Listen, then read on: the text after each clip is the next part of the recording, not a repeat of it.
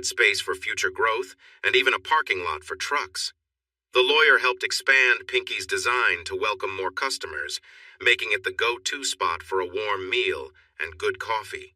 40 years later, it remained a beloved place for travelers and locals in Rochester, New York. One of the locals took his usual seat at the counter, a place he had used for the past 7 years. He didn't come every day due to work that kept him on the move. He often wondered how this seat was always available when he did stop by for breakfast or dinner, and he appreciated whatever luck made it possible. "Good morning, Hal," a gray-haired waitress greeted him, holding a pot of coffee. "Morning, Eve," he replied with a smile. Eve placed the mug in front of him and poured while watching his face. After years of serving, she knew just when to stop pouring without looking at the cup. "Are you okay, hun?" she asked gently. Hal let out a small snort and looked up again. Eve's insight was sharp. He nodded once, and she understood he wasn't ready to talk more. "Usual?" she asked. He nodded again, and off she went to prepare his meal. Eve didn't need to write anything down. She remembered the orders of all her regulars. He admired her remarkable memory. A sudden, painful thought flickered through his mind, but faded quickly. He focused on his coffee, gripping the mug tightly like a lifeline. Trying to escape his thoughts, he allowed himself to pay attention to the sounds around him. This was a skill he had developed to stay alert and now helped him stay calm. The diner was filled with the sounds of utensils clinking on plates, mugs thumping on tables, and a blend of conversations, some soft whispers and others loud and energetic. Everything felt normal, and he found comfort in that. But then there was a noise, subtle but present. It was quieter than the usual sounds, almost hiding. It had a higher pitch than the clatter of spoons in coffee. It was a faint tapping, like trembling. It came from a mug, the sound of anxiety. That noise didn't have a place here, and he wished he didn't have to hear it. Not today, of all days. He made a mistake by looking toward the sound and saw where it was coming from. He quickly looked away, upset with himself, but it was too late. She was sitting 2 stools to his left, and he quickly took note of her. She was tall, maybe as tall as he was. She had a slim figure with long arms and fingers wrapped around her coffee mug. Her hands were shaking, and he realized the tapping noise was from her multiple silver rings. She had long blonde hair, which looked like a thick braid. Wow, that was a lot of hair. Her big brown eyes had long eyelashes. When she glanced his way, he noticed the pain and fear in them. Her makeup was messy from crying, and there were fading bruises on her skin. She had slightly prominent teeth that braces hadn't fixed. Her lips looked soft, except the top one was healing from a split, probably caused by something hard.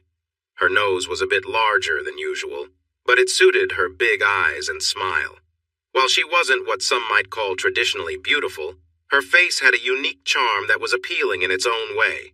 Definitely appealing, except her body language screamed that she was in trouble.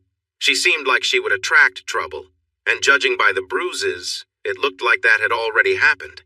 He wondered if she was trying to escape. It seemed possible. She looked to be in her early 30s, almost 10 years younger than he was, and he thought about whether her current situation was new or something she had faced for a long time. She wore tight light blue jeans with rips and worn black shoes that had seen better days. The pink satin jacket barely covered her waist and was worn open.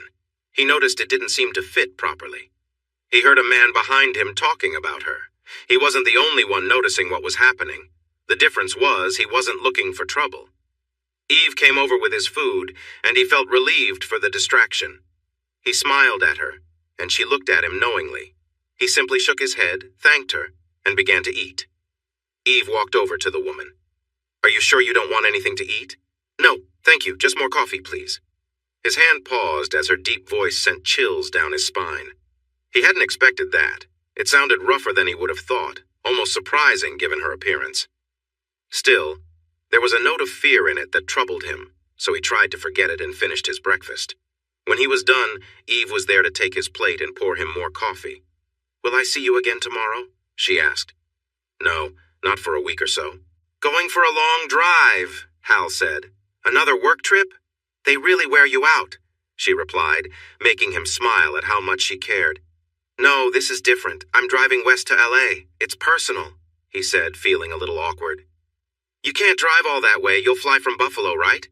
Eve asked in surprise. No, I'm driving. I need the time to think, Hal said, pushing away thoughts that crowded his mind. Could I get a ride? Just to Erie? I have a sister in Pittsburgh. I can take a bus from there, she said. Her voice was filled with urgency, and though it was soft and gentle, he could see she was trying hard not to cry. She had turned around, and he noticed the way she was leaning forward a bit. Hal sensed she was trying to influence his choice. Today was not the day for him to feel like a hero, not when he was battling his own inner struggles. He wasn't in a good place to protect her. He turned his gaze down and focused on his coffee. No. I can take you to Erie, a voice came from behind Hal. It was a man, probably a long-haul trucker who had been making unkind comments about the woman. Hal knew she shouldn't trust him. He felt the blonde woman's eyes on him as well as Eve's. He kept his hands on his mug and his eyes down as troubling thoughts filled his head. Sure. Thanks, she said. Hal felt her decision hit him like a blow, and anger surged within him. This wasn't his problem. She wasn't his responsibility. He hadn't done anything wrong. Pain shot through him again. I just need to use the restroom, she said. Sure, my truck is parked right behind the restaurant. You can't miss it, the trucker said, walking away, leaving Hal uneasy. Hal took deep breaths, trying to calm himself. He sipped his coffee and pushed away his worries, focusing on the sounds around him to ground himself. Then he picked up another conversation from a distance. Pete, where are you? Good. Meet me at the rest stop just east of Buffalo. I found another girl. Yeah, we'll do the same as last time. The voice faded away as the trucker hurried to get ready. Hal felt alarmed. He knew he should have stopped this. Seeing the fear and trembling in her made it clear this wasn't her first wrong turn. In frustration, his mug shattered in his grip, splattering coffee everywhere. Eve rushed over to clean up the mess, carefully gathering the pieces of the mug while watching him with concern. Sorry about that, he said. Put it on my tab, he sighed. Eve nodded and started to leave. Before he could stop himself, he reached out and touched her arm. You need to stop her from going with him. Eve raised her eyebrows but stayed quiet. He took a deep breath. He called his friend. He took another breath to keep his anger under control. They're planning to harm her at the next rest stop. Eve gasped, lifting her hand to her mouth. Then she met his gaze. Hal, she needs to get to Erie safely. He blinked in confusion. Yes, that's why you need to tell her not to. You need to take her, Eve insisted. Her tone left no room for debate. He opened his mouth to argue, but her look reminded him of a mother dealing with a stubborn child. She was very good at this, but she didn't know what kind of trouble he was facing. She had no idea how dangerous it was. Eve hurried away, and Hal watched as she caught the woman just before she left the building. He noticed the woman had only a small pink backpack. The two leaned in close as Eve spoke softly. Hal saw the woman pull back, then begin to cry. Eve put her arm around her and led her back toward Hal, whose stomach tightened as they approached. When they stood in front of him, he managed to look into the woman's tear-filled eyes. Erie? He asked, and she nodded slightly. Once again, a victim in need. Okay, I'll get you there, he said firmly. Eve smiled at him kindly as she let go of the woman. Her name is Sam. Sam, this is Hal. They exchanged brief nods. He placed some money on the counter and looked at the waitress. When I return from L.A., I want a slice of blueberry pie. She patted his arm with a smile. Sure thing. Stealing a glance at the woman, Sam, he moved toward the door, holding it open for her. She followed closely behind as if worried he would leave without her. Outside, he led her to his rental car. As he traveled across the country, he had treated himself to a slightly nicer vehicle. It was bigger and more comfortable than what he usually chose, and even had GPS to guide him along the way. He opened the door for Sam, feeling a bit foolish for falling back into his old habits. She looked at him in surprise before quickly getting inside. He closed her door and walked around to his side. Glancing back at the diner, he saw Eve watching him with a small smile. Frustration crossed his face as he got into the car. He used his phone to find the address for the Erie bus station and entered it into the GPS. They soon hit the highway, driving west. A heavy silence filled the car, each lost in their own thoughts. After a while, they passed the rest stop where trouble was planned. Hal heard Sam start to cry again, but tried his best to ignore it. They bypassed Buffalo, but on the outskirts, he pulled off the highway, aware of Sam's discomfort. He drove into the parking lot of a McDonald's and turned off the engine. She glanced at him, looking a bit anxious. "You've been fidgeting for the last 15 miles. If you need a break, just let me know. Please go to the washroom inside." She nodded in relief, but shot him another worried look. "Your stomach has been making noises since we left the diner. I'll go get you something to eat. What do you want?" She wanted to argue, but her stomach growled loudly. She smiled shyly. "An Egg McMuffin?" He nodded and opened his door. Sam hurried out too. He locked the car and then held the door open for her. She smiled at his kindness and hurried inside. He ordered 3 breakfast sandwiches for her and picked up a few bottles of water for the car. Hal noticed a teenage girl rushing to the door with a backpack that looked familiar. The strap had a similar tear to Sam's bag. This was something he felt ready to handle. He took 2 steps forward and grabbed the bag, pulling it from her hands. "Hey, give that back!" she shouted, clearly upset. He stood quietly, looking at her. "I said, give me my bag, jerk!" Her voice rose, trying to scare him. "What's happening here?" A deep voice came from behind Hal. "This guy is stealing my bag!" the young girl yelled, frustrated that her shouting wasn't working. The manager stepped between Hal and the girl. "Is that true? Did you take her bag?" "No!" "He's lying! Give me my bag!" she shouted. Sam suddenly came rushing from the back of the restaurant, looking anxious. Hal turned to the manager. "The bag belongs to her. She was in the restroom when this girl took it." "No way!" the girl yelled as she moved away from the manager and ran out the door. The manager tried to catch her, but she was too quick. She darted around the corner and vanished. Sam's lip trembled again as Hal handed her the backpack. He grabbed his things from the table and started heading outside with Sam close behind him. This time, he let her open her own door, and she quickly climbed in. "Did you do what you needed to?" he asked, and she nodded. "How did she get the bag?" "It was hanging on the hook inside the stall. I sat down and started. Then she reached over and grabbed it. She also messed with the lock. It was hard for me to get out." She looked up at him with big, sad eyes. "Thank you for getting it back." He nodded. "Lesson learned. Now, eat your breakfast." He handed her the bag after taking out the water bottles. He noticed there were no napkins in the bag. "You can find napkins in the glove box." "Please try not to drop any food," she said quietly. Hal got them back on the interstate, and they joined the busy traffic on 90, heading west alongside Lake Erie. Sam took the chance to eat quickly. She slowed down with her 3rd bite, leaning back against the seat, looking a bit more at ease. "Oh my gosh, thank you. I haven't eaten in days," she said, sounding relieved. Hal felt a bit better too. It felt nice to care for someone else. She was certainly a welcome distraction. Maybe that was a good thing. "You're welcome," he replied. He glanced over and saw that she was looking at him. He raised an eyebrow and focused back on the road. "What's on your mind?" "You aren't what I thought you would be." He looked at her again and noticed she was studying him closely. "What made you think about expectations? We just met." He felt a twinge of guilt, knowing he had done the same when he first saw her. So far, she matched his impression. She seemed taken aback by the question. "People. We often judge each other at first sight. It's just how we are," she explained. "What did you think?" he asked, curious despite himself. She paused, and then the words rushed out. "Your clothes are a bit wrinkled, like you've been wearing them for a while, and you haven't shaved in a couple of days. I thought maybe you were one of those people who blend in, the ones nobody notices. But now you seem really confident, especially at the restaurant. I wish I had that." He frowned. "I'm sorry, I didn't mean to offend you," she said urgently. He shook his head. "It's okay, I'm not offended." He stopped for a moment. "I've had a rough time these past few days. I'm not the best company. That's part of why I'm driving across the country. Just me and my thoughts." She fell quiet for a moment, studying his face. "Is that why you said no?" she asked softly. He made a quiet sound. Saying no had not gone well for him. "Yes, I'm sorry for prying, but I'm glad you helped me escape those bad people." He nodded, though he knew she didn't realize how close she was to danger herself.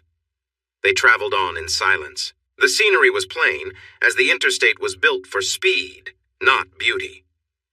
"How long have you been on the run?" The question slipped out before he could stop it. Maybe it was the looming danger that made him lose his filter. She froze, glancing at him and then looking away. "What makes you think?" "Bruises on your face, your lip, the marks on your wrist, not eating for days, your actions in the diner," he noticed, then stopped as he saw her getting upset. "It's okay. I'm not judging you, He was observant, and he often found it hard to hold back his thoughts. "Sorry," he added softly. They traveled in silence for a bit until she spoke quietly. 2 days. Frank hurt me. Again. I couldn't stay, so I left when he went out to the club." "Club?" Hal asked gently. "The Kitty Club. It's a place he manages. I used to work there." "Is Frank looking for you?" Her scared eyes turned to him. "Probably, yes. Does he think he owns you, or do you owe him something?" Hal asked calmly, but inside he felt a sense of danger rising. "Both." She sniffed, but seemed to regain her composure. "He said I was too old for the stage and not attractive enough to work in the bar. He told me I needed to change my appearance." She pointed at her enhancements. "He paid for them." "Did he say how much they cost?" Hal was starting to understand how Frank thought. It looked like she was still under his control. "He wouldn't tell me," she said, her voice shaking. "I see. Does Frank know where your sister lives?" Hal asked. He worried Sam might be bringing this troublemaker closer to her sister. Sam shook her head. "I haven't talked to Delilah in 15 years. I know she got married, moved to Pittsburgh, and has 2 kids. My younger brother Jimmy gave me her info a few years ago when he was looking for me. Jimmy passed away in a motorcycle accident that summer." Hal wondered if Frank was involved in that, but kept his thoughts to himself. He needed to stay removed from this. He was just a way for Sam to get to Erie. Once there, they would part, and she would take a bus to her sister. He stopped himself from thinking about her life beyond that. While he had seen her make some choices and had heard about others from her past, this was her life, and he had his own problems to figure out. "Why are you going to L.A.? Her question surprised him. He felt tense and focused on his breathing until he relaxed. When he could move again, he noticed her watching him anxiously. He didn't want to add to her worries. "Sorry." "You don't have to tell me," she said quickly. "No, it's personal." Another long stretch of silence passed. Hal felt like he had let her down. "Are you going to be okay?" Her sudden question struck him, making him pause. This person who had faced so much was worried about him? He almost wanted to laugh, but then he realized it would be wrong to laugh at her caring nature. Another sign of the darkness inside him. He could tell her everything was fine, but he decided against it. "Time for honesty, then." "I don't know. I'll just wait and see. That's why I'm taking a week to get there. I need the time." He took another quick look and noticed some of the lost trust was coming back. His honest reply seemed to help. "You know what I did. What about you?" Her innocent questions felt sharp, as if they were opening old wounds. He decided to give the safe answer. "I'm an inventory control manager for an office equipment company." He glanced over and she smiled. It was the first time he had seen her smile like that, and it made him feel warm inside. He couldn't help but smile back. Still, he wondered what made her smile. "What's that for?" She shook her head, the smile spreading wider. He felt a little tug in his chest. "Seriously, what's up?" Hal asked, returning her smile. She seemed to think for a moment. "Your job just doesn't seem to fit you." His eyebrows shot up. "Why's that?" She looked at him closely, trying to see inside. "I don't know. It's like you should be doing something bigger." "Bigger?" He laughed. "I mean something more important, less boring," she said, shaking her head. Hal smiled to himself. "Don't dismiss boring. I like it." She giggled, and her laugh was nice, though it had an edge of nervousness to it. "I don't see it," she said, studying him. "Maybe something like a fireman or a police officer or something military." He met her gaze. "Military?" She looked away, a bit shy. "I'm not sure what exactly. I'm not great at explaining things." "I'll say it again. Don't dismiss boring. Not everyone can deal with fast-paced jobs. A little calm is nice sometimes." She nodded, but he could tell she wasn't fully convinced. He caught her frowning slightly. "What's wrong?" "I see a ring. Are you married? Her question cut deep again. He had to work to keep his expression steady. He nodded quietly. What does she do? He took a breath and released it slowly. She's a dental hygienist. Ugh, looking into people's mouths all day, she said, wrinkling her nose. He nodded, wishing she would change the topic. Unaware of his discomfort, she kept going. Why isn't she here with you? He felt a weight in his chest. Busy, he finally managed to say. She noticed his tense jaw and the pain in his eyes. Her expression shifted. Oh, I'm really sorry. He looked at her and saw she understood. That felt even worse than her not knowing. Don't.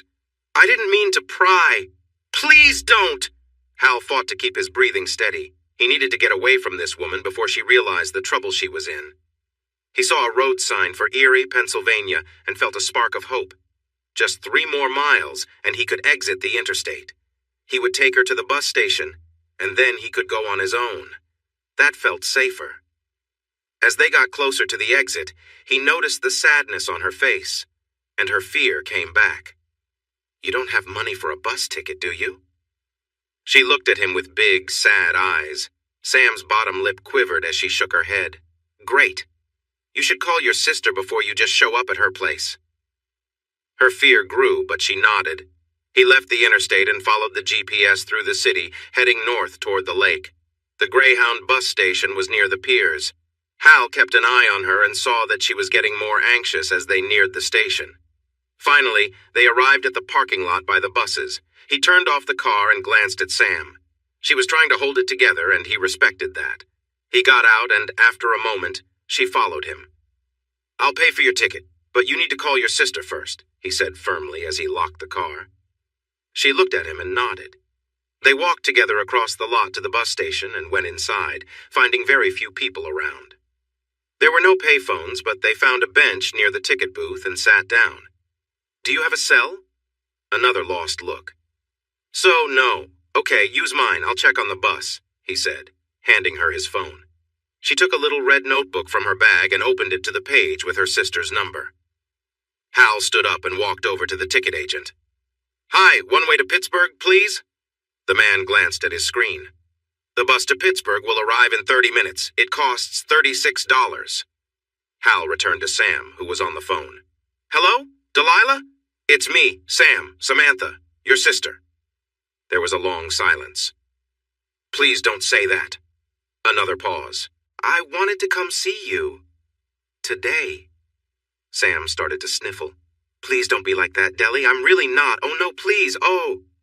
Sam looked at the phone, then slowly curled up on the bench as tears began to flow. She cried deeply as Hal watched, feeling a sense of sadness wash over him.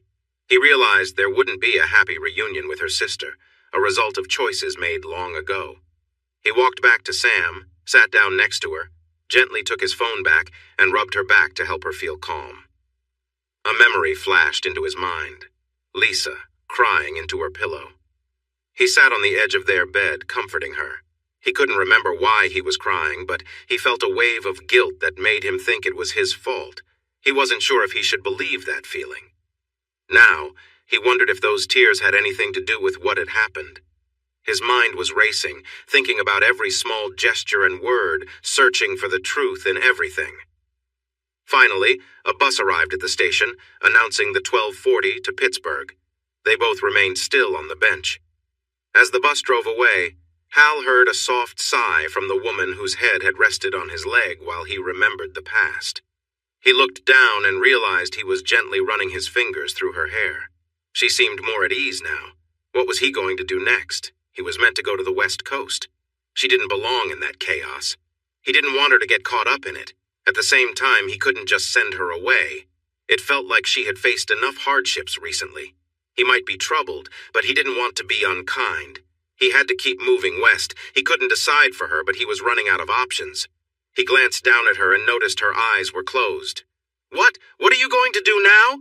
He managed to ask, his throat tight. She shook her head and pressed her head against his leg, shivering slightly. He turned his face away and looked out the window to avoid seeing her face. He could just leave. He'd kept his promise to Eve. Safe. There was a trailer with a sign that read Queen's Pork Sausages attached to an old red truck. He had seen the potential threat's truck before, and now he recognized it across the street. That made it clear he couldn't leave Sam behind. They were likely watching them. "Sam, we need to go, right now." She looked at him confused, then froze at the serious look in his eyes. "Come on." He helped her stand up, handed her backpack to her, and urged her to move. "What's happening? Where are we going?" Her voice was filled with real fear. "The person from Pinky's followed us. We need to get to my car." Hal was on high alert, noticing movement in the parking lot. Left and right, it seemed they were getting closer. So he brought his friend along. The tension inside him grew. They parked in the second row of cars and needed to get past the first row. Their pursuers would likely try to catch them as they stepped out from between the vehicles. He carefully changed their path so they could pass between a parked delivery truck and a Jeep. As they reached the back of the Jeep, he gently nudged Sam into the narrow space. "Keep going," he whispered. She took a few steps and looked back. He was gone. She moved forward a bit more, but then something grabbed her wrist tightly, pulling her hard. She stumbled in fear. She yelled as she fell against the side of the Jeep. Frightened, she held onto the heavy metal railing to stop her attackers from getting to her. Behind her, she heard a quick series of loud sounds and strange noises. Something fell to the ground, followed by heavy thuds. She kept her eyes shut tight as sparks flew around. Then a calm voice spoke near her ear. "Sam, it's okay. We need to go now. Come on." Gentle hands helped her up and gather her things. She looked down in fear at the two men lying on the ground. "Let's hurry." Sam held onto Hal's arm as he led her to the passenger side door. When the door closed behind her, she felt a wave of safety wash over her. She turned around in her seat to see the two men still face down. As Hal got into the driver's seat, she stared at him wide-eyed. He was talking to someone on his phone. "Thanks." He hung up and tossed a stun gun into the space between the seats. He caught her glance. "I took this from the truck driver. It was meant to help them." He quickly started the car and drove out of the lot slowly. He tapped on the GPS a few times, and then they were on their way. He didn't say anything until they were back on the freeway. He turned to Sam and saw her watching him. "Are you okay?" he asked. "Yes, but what did you do?" He looked away, his face tense. "I know how to defend myself."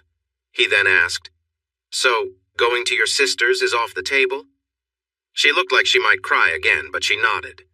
"Do you have a backup plan?" he asked. She shook her head. "No other family, cousins, or an aunt?" Her expression faded and her lip quivered, making him feel uneasy. "Where are we going?" she asked softly.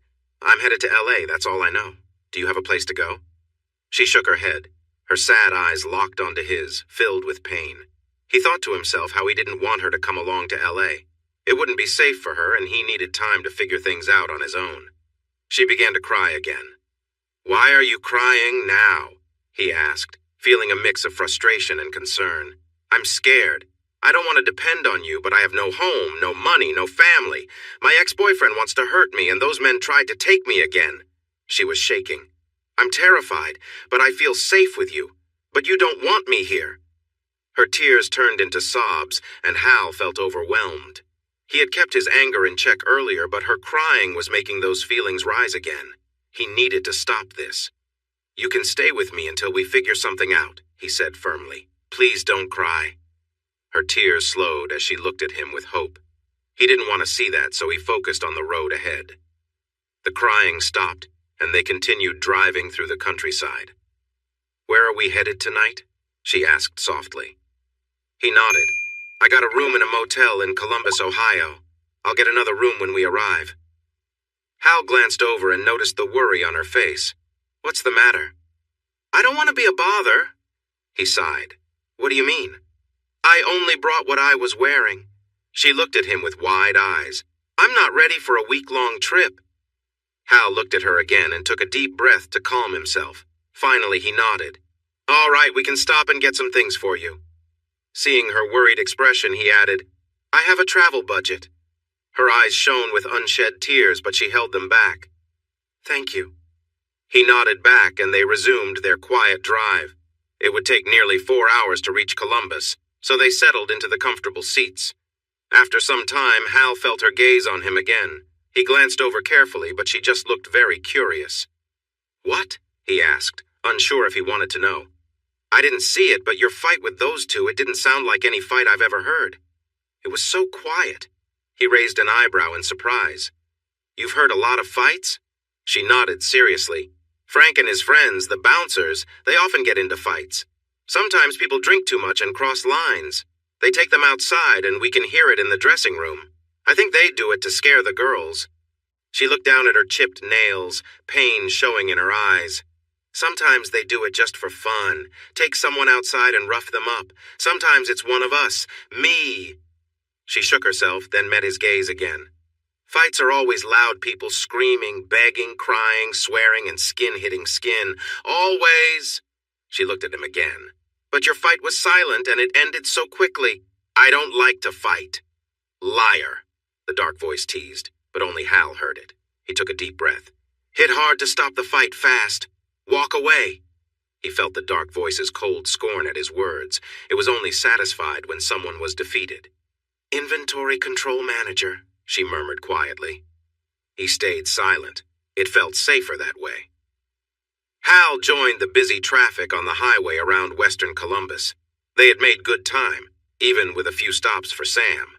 The first time they stopped, he stayed in the car, and Sam was visibly anxious when she returned. For the next stops, he went inside with her and waited. This seemed to calm her worries about being left alone.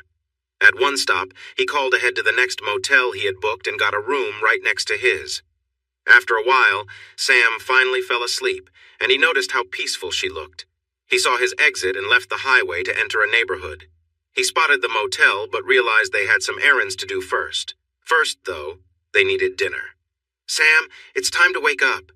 Her eyes fluttered open, revealing her big brown eyes. "Are we at the motel?" "I thought we'd have dinner first," he said, and her face lit up. He pointed to the GPS screen. "There are many restaurants around here. Choose one." Her eyes widened, and he felt that maybe she had never been asked to pick before. He nodded, encouraging her to look closer at the screen. "They have an Olive Garden," she exclaimed excitedly. He glanced at her and then at the map where she pointed. "Is that what you want?" Her smile turned a bit unsure. "You don't like it?" "It's great, I like it," he assured her. "Olive Garden it is." Her smile returned, even brighter. He found it hard to look away from her happiness. He drove to the parking lot and found a spot close to the entrance. Once out of the car, they stretched and laughed at their shared groans. He locked the car and they walked inside. The hostess at the front desk looked at Sam's outfit and smirked. The tall blonde moved a bit closer to him. He stepped forward and held the young woman's gaze. She seemed ready to ignore him because of his casual clothes, but the manager arrived and noticed Hal's annoyed expression. He leaned in so Hal could whisper to him. The manager raised his eyebrows and then quickly moved the young woman aside to lead Hal and Sam to a nice table for four off to the side. Hal sat with his back to the wall, and he had Sam sit to his left to keep his view clear. "Your waitress will be here soon," the manager said with a friendly smile. When they were alone, Sam leaned in closer. "What did you tell him?" she asked quietly. He shrugged. "The hostess was going to make it difficult for us to get a table, so I said I was a federal marshal and you were in witness protection and we didn't need any delays." She started to giggle, then looked at him with wide eyes. "It's true! You could be a marshal!" But then she suddenly froze.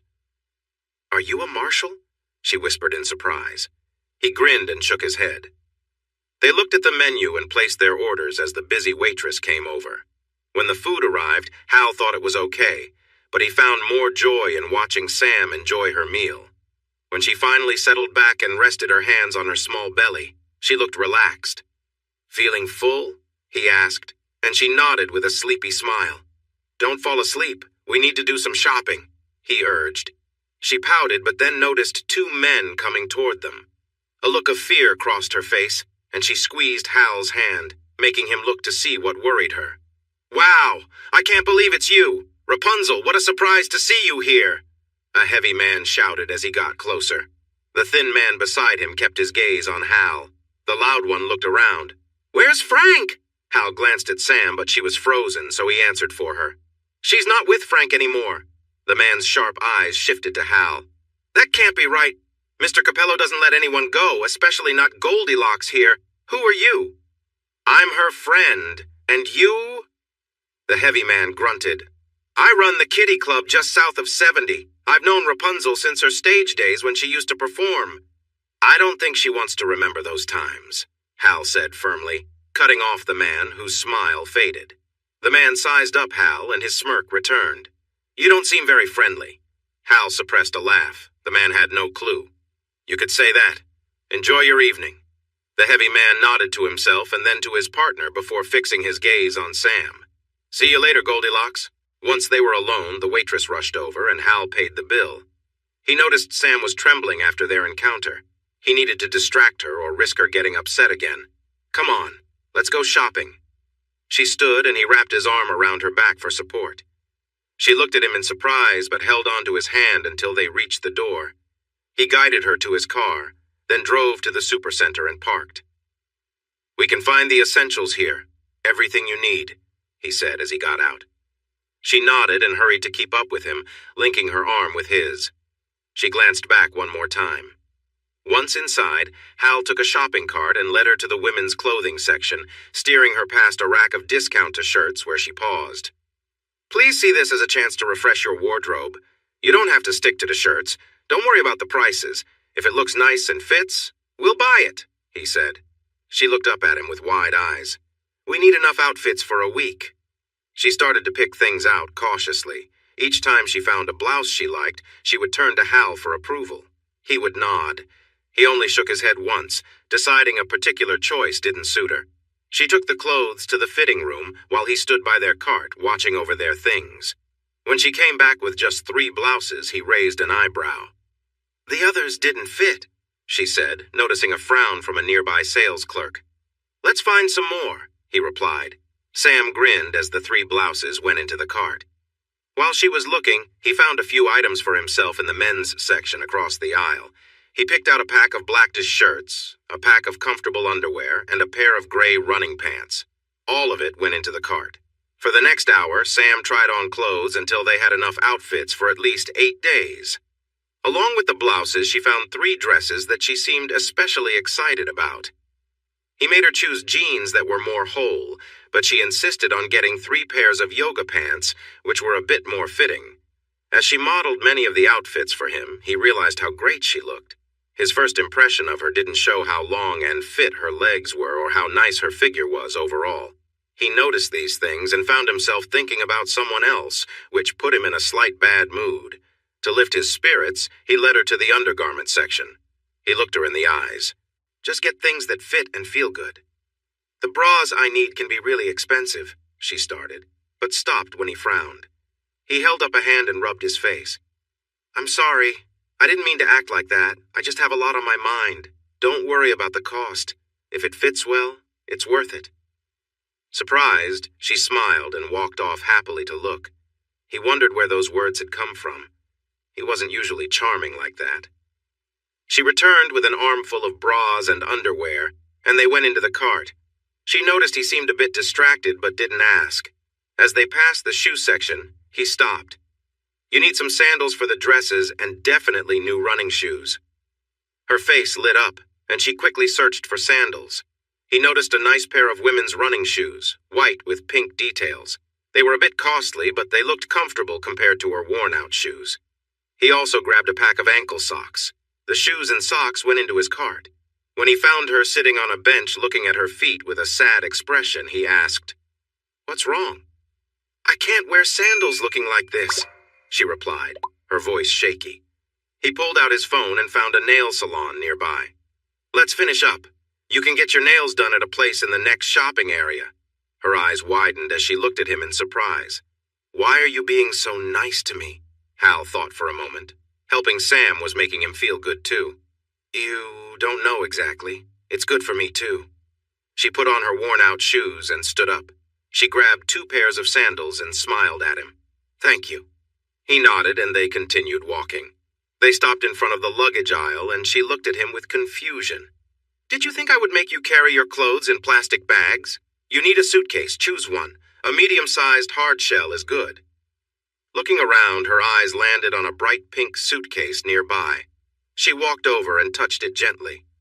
Looking back at him, she said, "I've never had a suitcase before. I've never gone anywhere far enough to need one. This is the farthest I've been from home." Hal left the cart and took the suitcase to check it out. It passed his inspection, so he put it back in the cart underneath. He picked up a pink makeup kit for the cosmetics they would get next. "What's that?" Sam asked as he added the small bag to the cart. "Makeup kit. We will go there next." He pushed the cart forward and she hurried to keep up. He made sure to get her moisturizer, deodorant, the cosmetics she liked, some brushes and combs, a toothbrush, and toothpaste. He also bought her big bottles of shampoo and conditioner for her long hair. By the time they checked out, the cart was quite full. Sam worried about the cost until Hal had enough of her fretting. Not wanting to snap at her, he simply gave her a hug. They were both surprised by it.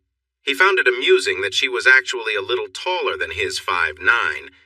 When he pulled back, she smiled shyly. They took their things to the car and he opened the trunk. She noticed he already had 2 black suitcases inside. He added her pink suitcase, opened it, and quickly packed their purchases inside. There was only a little room left when he finished. "Oh no, we forgot to get you sleepwear," he exclaimed. "I don't wear clothes when I sleep," she admitted. He glanced at her, then took one of the black shirts he had bought and tossed it into her suitcase before closing it. "You should have something just in case you need to get up quickly." She nodded in agreement. They drove to the nail salon, and he followed her inside. He found a place to sit and wait while a friendly woman guided her to the pedicure area. Seeing Sam was being cared for, Hal leaned back in his chair and relaxed. He took a quick nap until he heard Sam and the nail technician coming back. When he opened his eyes, he saw a big smile on Sam's face. She was wearing flip-flop sandals to let the nail polish on her toes dry, and he noticed her favorite bright pink color. She had her old sneakers with her, so he took them and tossed them in a nearby trash can. Sam held out her hand, and he admired the polish on her nails. It started as a soft pink and faded into white at the tips. They were her real nails, only a little longer than her fingertips. He told her they looked great, and she beamed with happiness. Hal paid for their visit and gave the young woman a nice tip for making Sam so joyful. They headed back to the car, and Hal drove them to the motel, which was close to the shops. Once inside, Hal got the key cards for their rooms, which were next to each other on the ground floor. He parked in front of one of the rooms. "This is mine, and you get the other one," he said. She looked at him and replied softly, "We don't have to be in separate rooms." "Yes, we do," he said with a deep breath. "I don't sleep well these days. It's better for you to have your own room." She studied him for a moment and then nodded. He grabbed their suitcases as she opened her door. With a gentle push, he rolled hers over to her. She smiled and caught the handle to bring it into her room before closing the door. He opened his door and brought his suitcase inside. Then he knocked on her door. "Who is it?" "It's Hal," he answered with a smile. She was doing well. She opened the door and, seeing his smile, returned it with one of her own. "If you need anything tonight, just tap on the wall between our rooms 3 times. I don't sleep very deeply. I want us to leave by 9 a.m. tomorrow, so let's try to be out of the motel by 7:45 a.m. for breakfast. After that, we can come back, brush our teeth, load the car, and head out. Does that sound good?" She nodded, and he continued. "If you're up for it, you can watch a movie." But she shook her head. "Thank you. I'm going to take a long, hot shower and wash my hair." "That will be enough for tonight," she replied. He smiled, noticing her long braid. "All right, lock up and I'll see you in the morning." She smiled and closed the door. He heard her secure the lock, and feeling satisfied, he went into his room and locked up behind him. He changed out of his wrinkled clothes and frowned, realizing that in his hurry to leave home, he had only packed a few shirts and pants. All he had were the shirts, undergarments, and running pants he just bought. His suitcase had his boots and socks, so he planned to wear those instead of loafers tomorrow. He set aside fresh clothes for the morning, then neatly packed away the ones he'd worn that day. Alone, he went through his usual exercises, a mix of stretches to keep his muscles flexible and strong. This routine helped him stay focused, clearing away the thoughts and worries that had built up throughout the day. Usually, this workout left him feeling refreshed, but tonight, he struggled to find that same calm. Recent events, especially involving Lisa, left him feeling unsettled. He hoped he could relax enough to find sleep when he went to bed. After an hour, though, he realized tonight would be different. The calm he usually found wasn't coming. He thought back to an incident in a parking lot in Erie, where he'd confronted two men teaching them a lesson. They wouldn't bother anyone again, and he'd made sure their injuries were lasting. But he felt restless, the memory still vivid in his mind. Switching to push-ups and sit-ups, he kept going until he felt the burn in his muscles. Then he jogged in place for a while. Afterward, he went to shower, letting the hot water soothe his tired body. For a moment, his mind wandered. He thought of Sam, imagining how much effort it must take for her to wash her long hair. He quickly pushed the image away, and instead, memories of Lisa surfaced.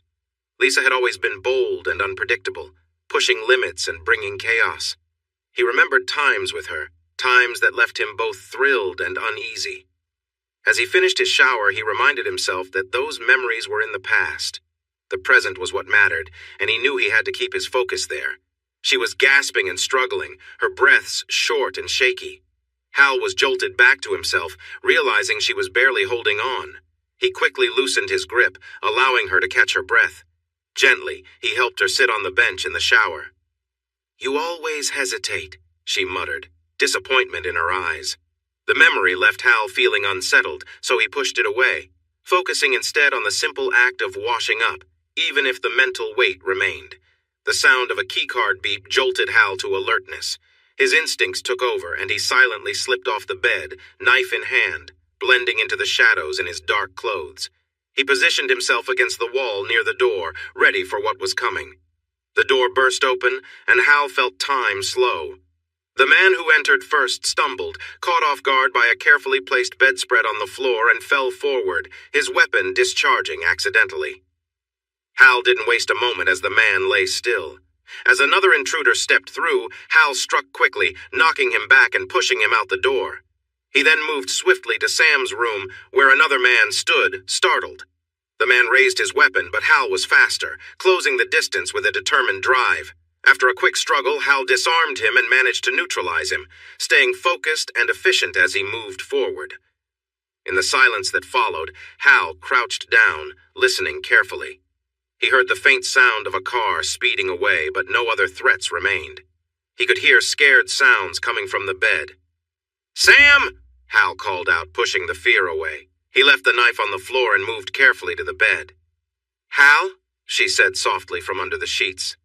"Yeah, it's me. Stay there for a moment. I'm just going to look around." "You're safe here." He went to the door and listened. Nothing. He stepped outside to check on the man he had knocked out. Lifting his shirt, he saw the microphone, wires, and tape he had noticed earlier. The man had meant to hurt him, but Hal still had the upper hand. The man was down and might have a mild injury. Hal went back to his room and grabbed his phone. He called his contact. "Report. I need help. Clean up. There was an attempt to hurt someone and a kidnapping. 3 people are down, 1 caught wearing a wire." "Got it. Give me the address and wait there." Hal shared the details and hung up. He returned to Sam's room and heard her crying softly. "Sam, it's okay. It's over." He sat on the edge of the bed. She pulled the sheets up to her chin and looked around for him. She gasped when she saw the 2 men on the floor. "These were the guys we met at Olive Garden, plus some others," he said. Did you hurt them?" she asked quietly. "They weren't here for a friendly visit. The thin guy rushed into my room with a weapon. He ended up injuring himself when he stumbled. Silly mistake."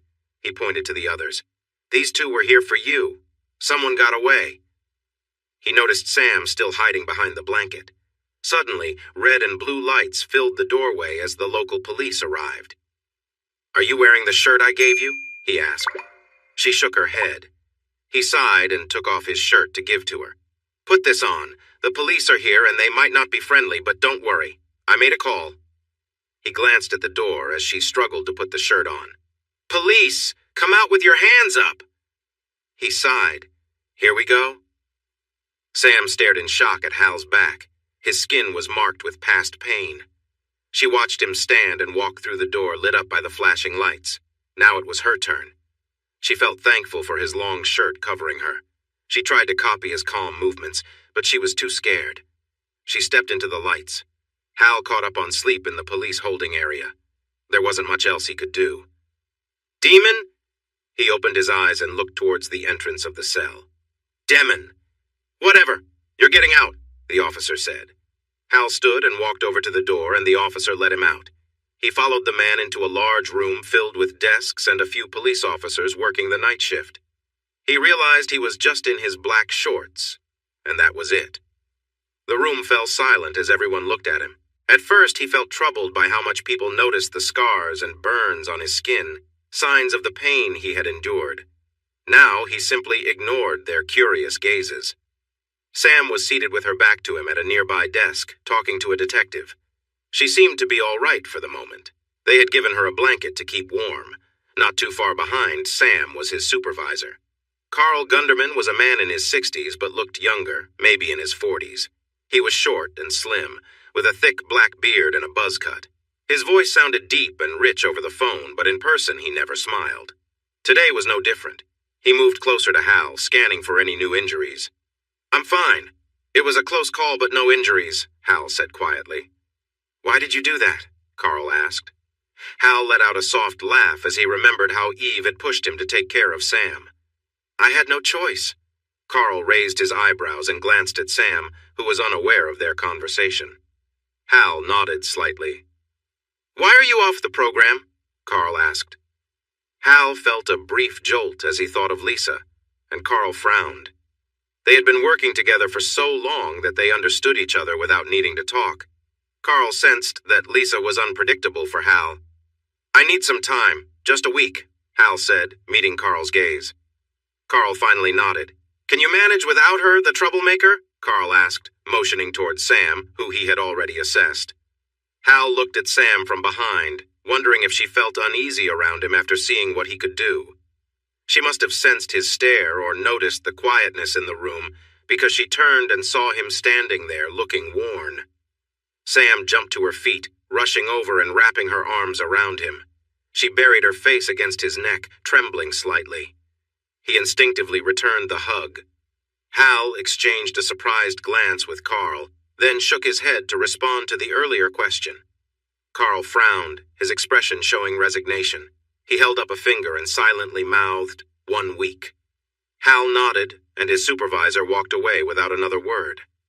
"Miss Dulaine, I have a few more questions," the female officer said, and Hal felt Sam cling to him tighter. "Sam is done answering questions." The officer was clearly displeased and raised her voice. "This is an active investigation." "Stand down, Officer Haynes," came a command. The officer turned to see her supervisor frowning at her. "Sir? Orders from above, there is no case." "Destroy the paperwork."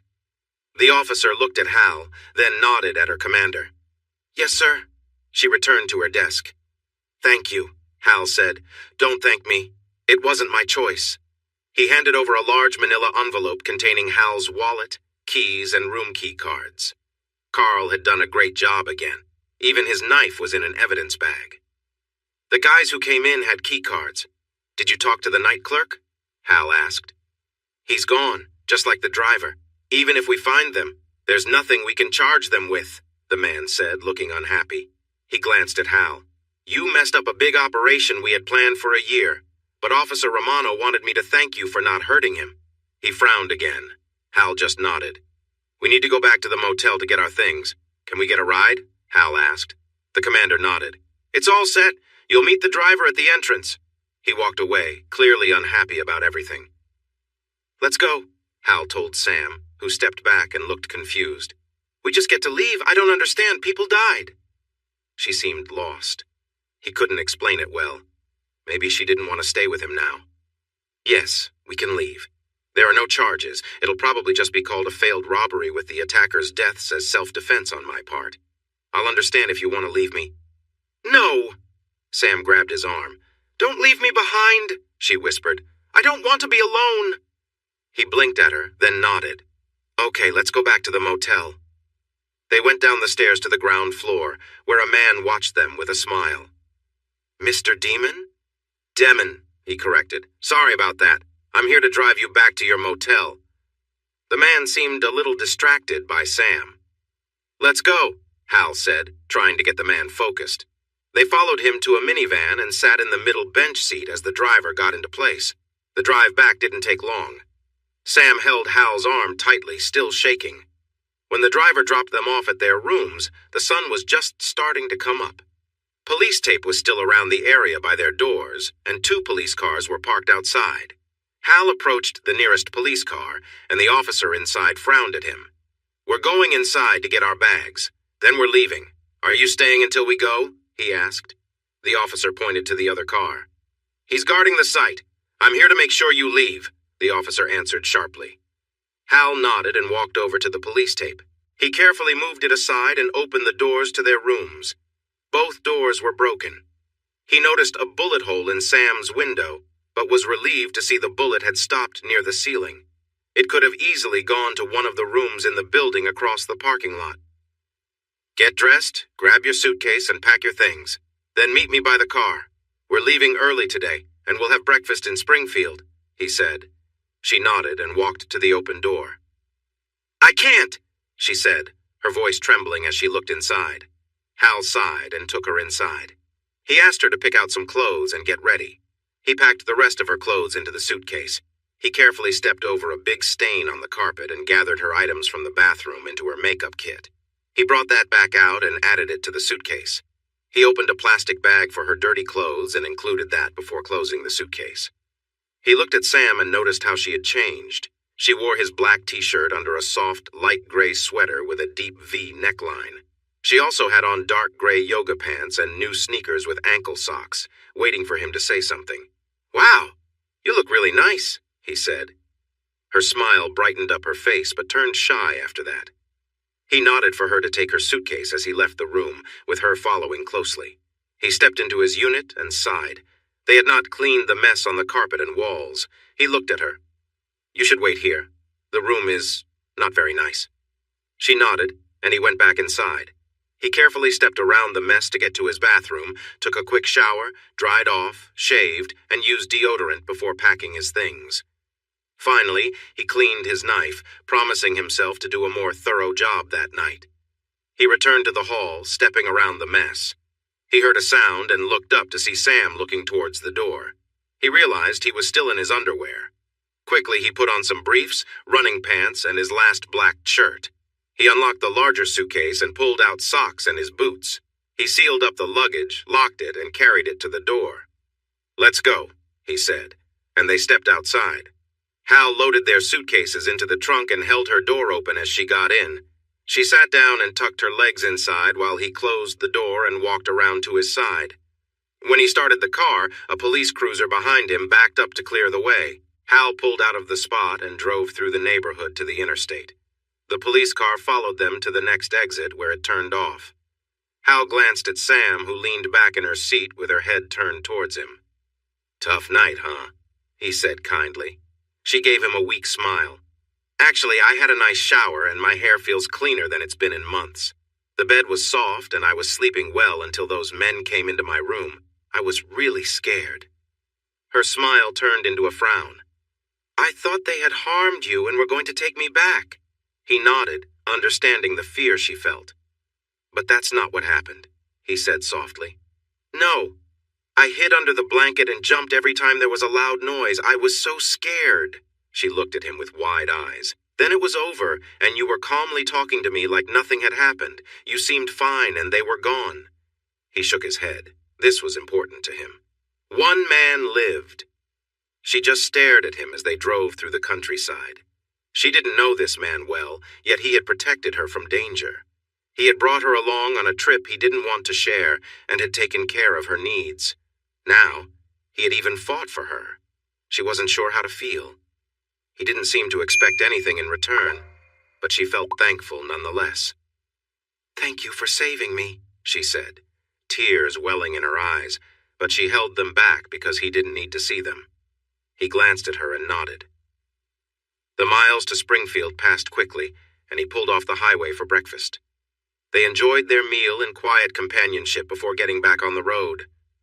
"Where will we stay tonight?" she asked. "A little place called St. Charles, Missouri, which is just west of St. Louis. I booked a hotel room with 2 queen beds since that was all they had. I could find a different place with more rooms, but... No, I mean, that's not needed. After last night, I'd feel safer if we shared a room, she said hopefully. He thought for a moment. Would she be safer with him? He had faced threatening men last night, so he felt a strange calm this morning. As long as he didn't think about what lay ahead and the hard choice he would have to make. He looked at Sam, who appeared to be waiting anxiously for his response. Okay, we can try that. I should warn you, though. I don't sleep soundly and can react strongly to unexpected things, as you saw last night. Please let me know if you need to get up before you move around. She nodded, understanding his concerns. Waking me by talking to me is okay, but please don't come near the bed until I'm awake and can respond normally, he explained. Is that a condition? She asked, and her question hit him hard. How could he explain? He couldn't. He wasn't sure if he even had the right to. But still, he could offer her something. Yes, I see someone about it, was safe enough to share. She nodded and looked out her window. He let out a breath he didn't know he was holding. He didn't want to lie to her. The endless flat land soon lulled Sam to sleep. Hal realized she hadn't rested much at the station. Now he had time to think, but all he could think about was how nice Sam looked in her new outfit. He felt a tug in his heart, one he hadn't felt in a long time. He brushed that feeling aside, as it reminded him of how he acted when he first met Lisa in high school. On his first day, Hal quickly learned that Lisa enjoyed causing trouble and had a way of getting attention from the boys. Everyone, including many teachers, was often distracted by her charm, and she thrived on it. Her ability to weave in and out of the hearts of many made her both liked and disliked at school. By the time he got to Lisa's school, Hal had already gone through a tough life in foster care and trouble with the law. He felt lost and on a downward path. Lisa noticed his struggles and pulled him into her whirlwind of chaos. They began their rebellion in a very public way. Their actions became more daring as time went on.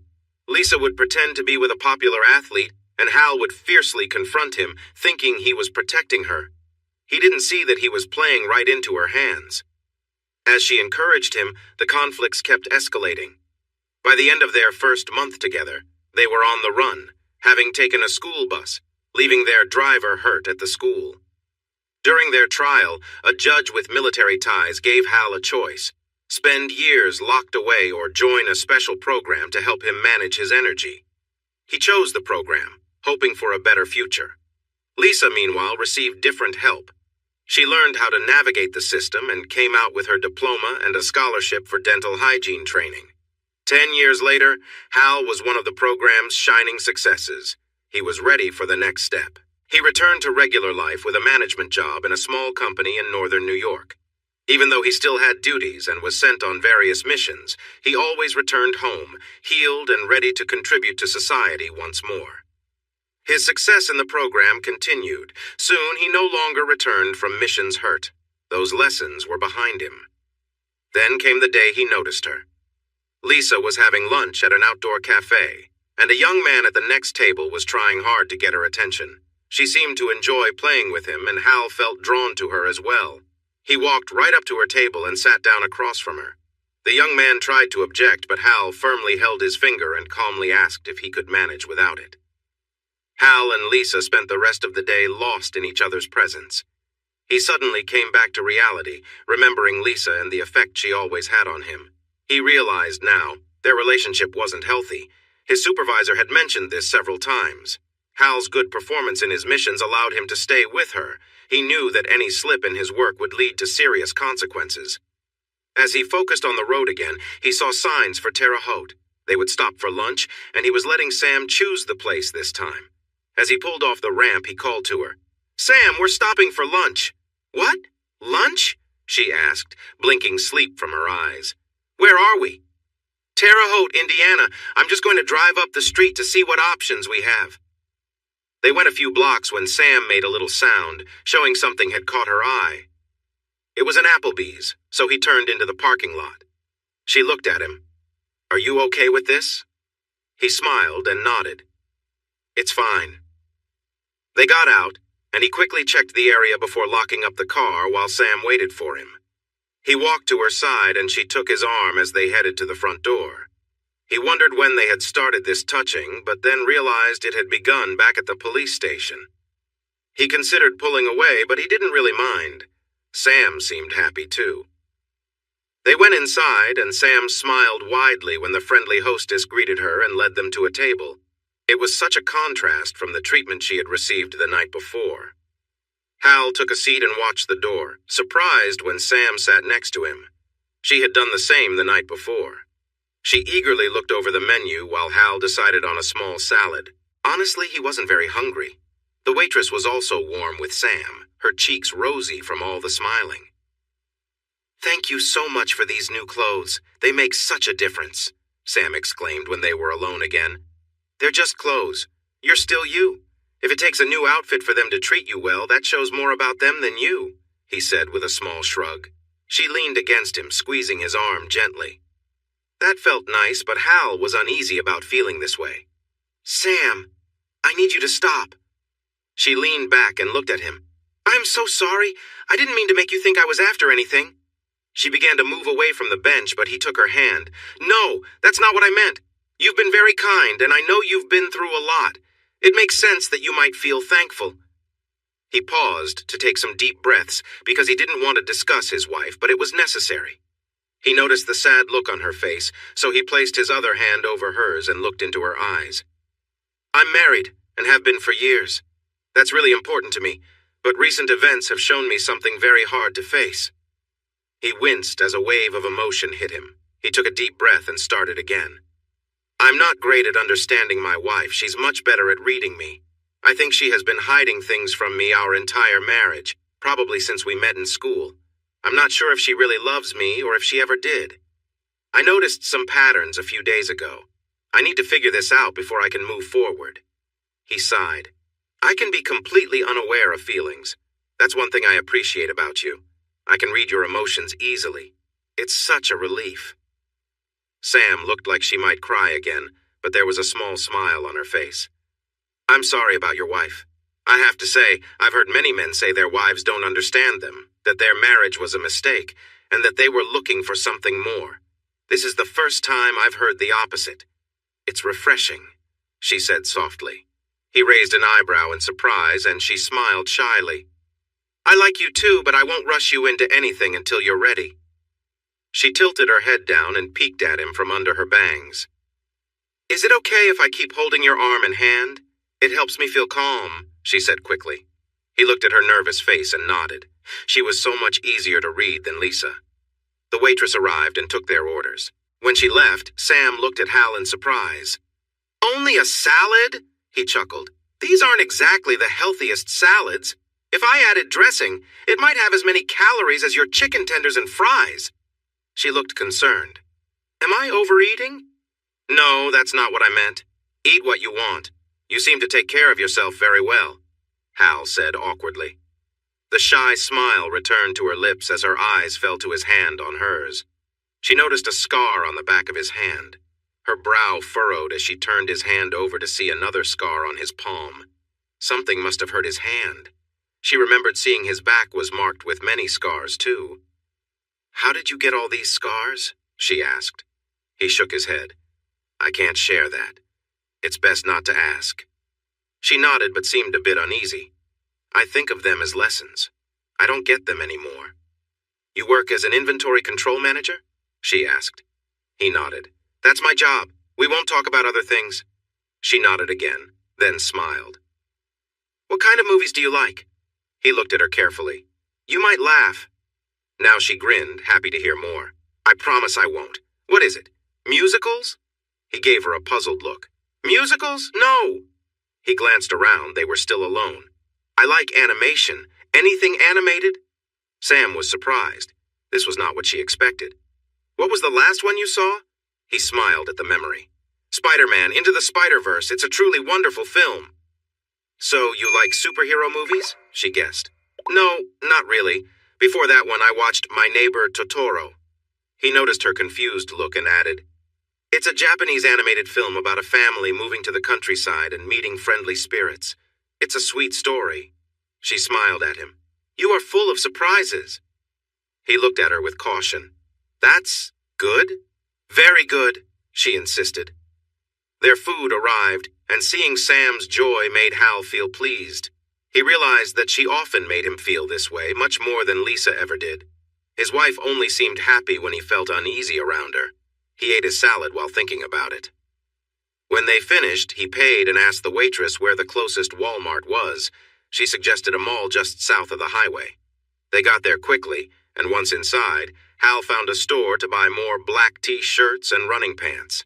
Sam enjoyed strolling through the mall with him, and that's what they did.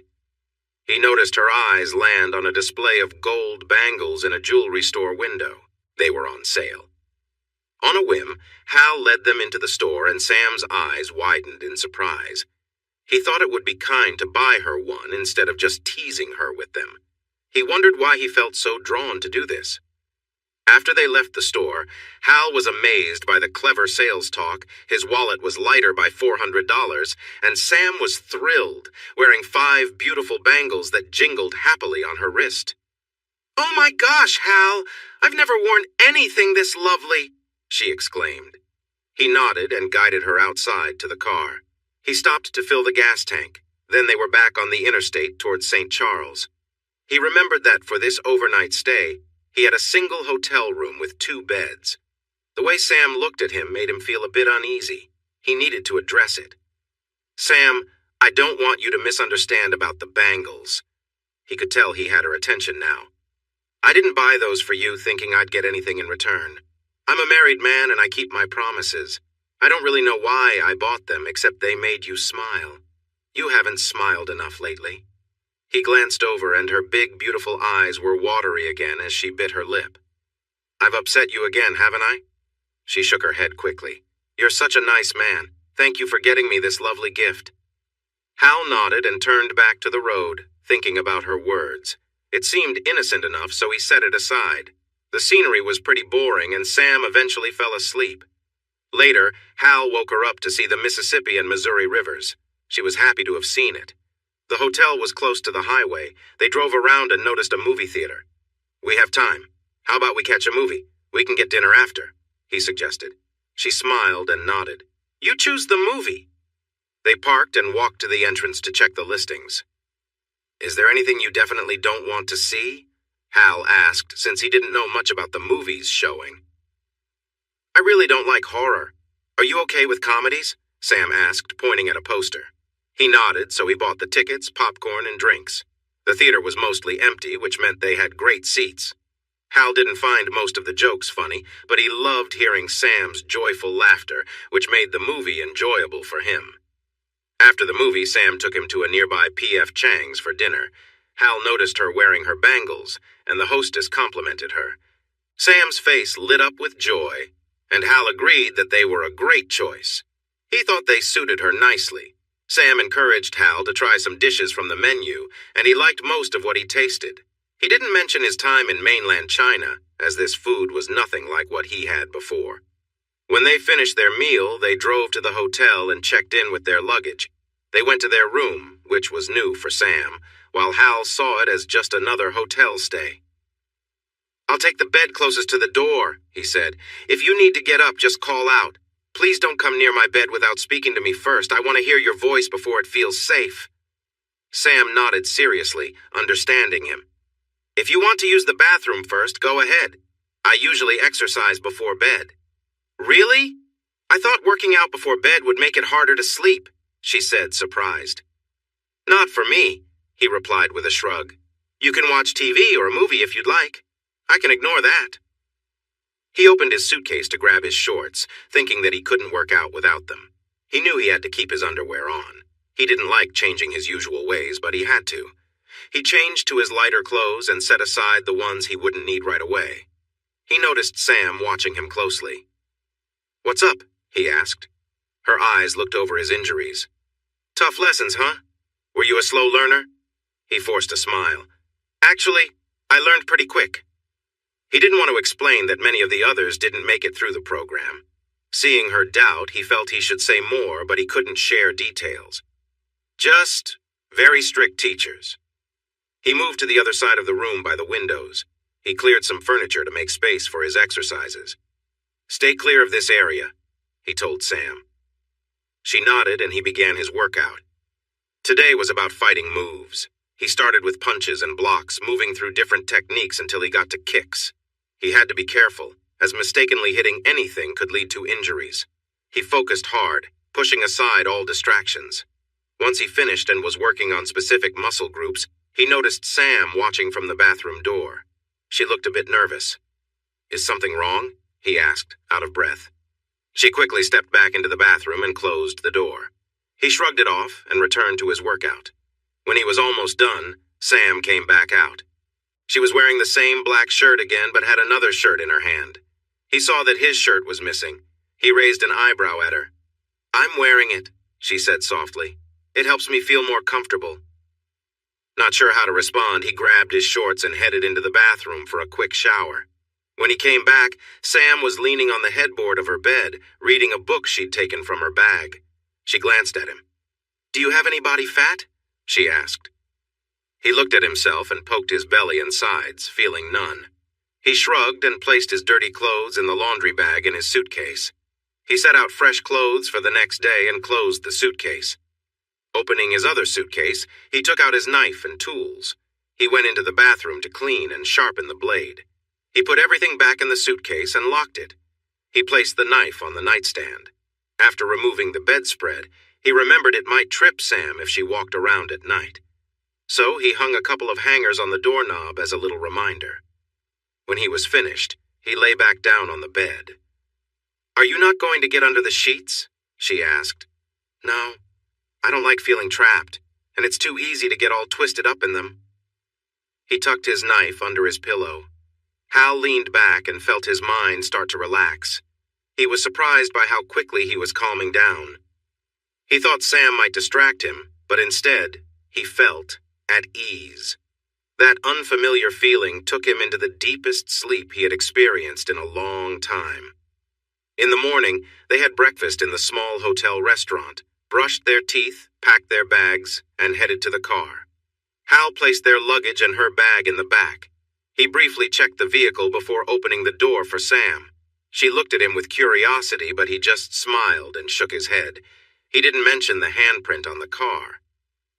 As they drove onto the interstate, Hal glanced in the rearview mirror, checking for any cars that might match the ones he noticed the day before. Nothing stood out. There were too many similar vehicles. He decided to keep watching. If someone was following them, they would slip up sooner or later. Then they would be his to handle. He felt a rush of excitement at the thought. The drive from St. Charles to Oklahoma City was long, and both of them were relieved to reach the hotel bed at the end of the day. They got into a comfortable routine on the road and found joy in being together. Hal kept picturing the cars that could be trailing them and narrowed down the possibilities. The fact that they weren't being confronted suggested it could be someone his handler set up to keep an eye on them. But it also might be someone else, waiting for the right moment. He stayed alert for that chance. The next morning, Sam picked a dress that matched the weather, and Hal told her how lovely she looked in it.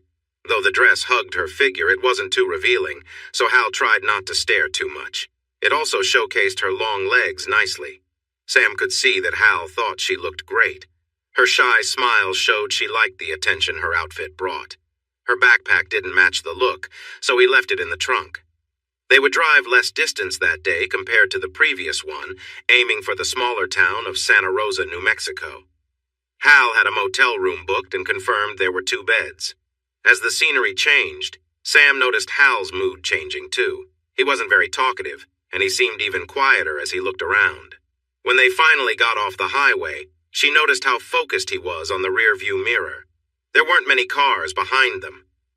"Gotcha," Hal said softly. Sam turned to him and then looked back, but she didn't see anything unusual about the 3 cars coming down the ramp.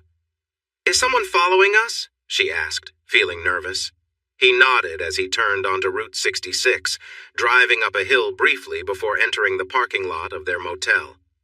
Hal parked the car in front of the office and got out to watch a dark sedan signal to turn into the gas station across the street, but then continue on. Sam got out of the car, glancing at Hal with worry. "They're gone. Let's see if they give up or keep following us," Hal said, taking note of everything he had seen. "Are they going to hurt us?" Sam asked, her voice shaky. Hal looked at Sam and noticed how anxious she was. He shook his head. I don't think so. It looks like they're just watching us and where we're going. If I'm wrong, don't worry, I can handle it. I won't let anything happen to you. Sam smiled at him from across the car hood, but he could still see that she was uneasy. A dark thought crossed his mind about wanting to confront the men who were bothering her. He felt concerned about that feeling, but pushed it aside, thinking of Sam first. He entered the office with his hand on her back, which seemed to help her relax. He checked in and paid for the room, but noticed the clerk giving him an odd look when he confirmed they needed 2 beds. The clerk's gaze lingered on Sam. They drove a short distance to their room, backing the car into the spot outside.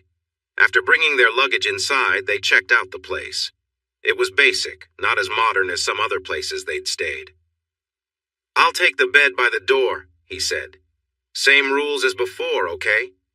Sam nodded and smiled, remembering how smoothly the previous night had gone. She had woken up once, and he had responded quickly when she called for the bathroom. She thought he had been asleep, but realized he must sleep lightly. Let's see what good food we can find in Santa Rosa, Hal said cheerfully as he opened the map app on his phone. They looked at their options and decided to try Joseph's Bar and Grill, since it had some of Hal's favorite Mexican dishes. The drive was quick, and they were happy to get a booth when they arrived. Hal persuaded Sam to try the chicken quesadillas while he enjoyed his tamales. He surprised Sam when he spoke to the waitress in Spanish to place their order. The young woman took their order with a big smile. Aren't you full of surprises? How many other languages do you know? Sam joked. Hal smiled a little shyly. A few. Sam's eyes grew wide as she realized he was serious. The mysterious Mr. Demon, she said with a sigh, thinking this might be another secret of his. Her curiosity got the better of her. What languages? She asked eagerly. Hal thought about it and decided he didn't need to explain why he learned those languages. Spanish, French, Italian, Portuguese, Mandarin, Cantonese, Arabic, Russian, Turkish, Hindi, and of course English. I'm not an expert in all, but I can get by and understand enough. To my ear, you speak Spanish like a native, she said with admiration. He looked out the window, lost in thoughts about his past. I think I spent some of my early years in a place like this. It brings back memories not all good. Sam looked at him sadly. You don't remember where you grew up? He shook his head and offered a forced smile. It doesn't matter. That was then. I focus on now. He couldn't tell her how much he had lost after doctors worked on his mind. All he knew was that the memories left were not happy, but he could manage in life now. She nodded, but kept her gaze on him. How about you? Do you ever feel like learning another language? He asked to steer the topic away from himself. She blushed. I don't think I could learn a new language. Besides, isn't English spoken everywhere? He laughed a little. It is in many places, but not all. If you go beyond the big cities where business happens, local languages take over. In some rural areas, they may not even know about the U.S. The world doesn't revolve around the U.S. That's one of the biggest lessons I've learned from my travels. I'd love to travel someday. This trip has already opened my eyes. I'm seeing so much of the country, Sam said with a bright smile. Hal found himself looking forward to seeing her smile. He loved how her smile showed off her teeth, adding a fun twist to her expression. He felt uneasy about how much he needed to see her happy. He wasn't sure what their future looked like. Everything depended on what would happen in Los Angeles. What's wrong? You were smiling and then you looked like you might cry, she said gently. Cry? No, I haven't done that in a long time. His mind flashed to the tough days after the trial when he was a teenager, separated from Lisa and sent to the military hospital. There had been tears and feelings he preferred not to think about. The journey to become who he was now had been tough and painful, a time he didn't want to revisit. The waitress brought their plates, pulling him from those memories. He smiled and switched to Spanish to thank her, also complimenting her and the restaurant for their great service. The young woman lit up with happiness as she thanked him and hurried back to the kitchen. I think you really like that, Sam said with a knowing smile. It's true, he replied, accepting the compliment. Hal then showed her how to enjoy her quesadillas. After her first bite, she gave him a bright smile. Oh, wow! "This is my new favorite meal," she exclaimed. Laughing, Hal began his meal. It was delicious, and he nodded in approval. They focused on the food, enjoying every bite. After finishing their main course, they decided to order dessert. Sam chose coconut cream pie, while Hal went for apple pie with ice cream. They agreed they had eaten a lot when they leaned back against the soft cushions, but they felt good. Hal experienced a wave of true happiness he had never felt before. He was relaxed, and his companion was wonderful and just as cheerful. She liked being around him. There were no expectations or judgments. This peaceful moment felt special, delicate, and amazing. He suddenly wondered why he had never felt this way with Lisa.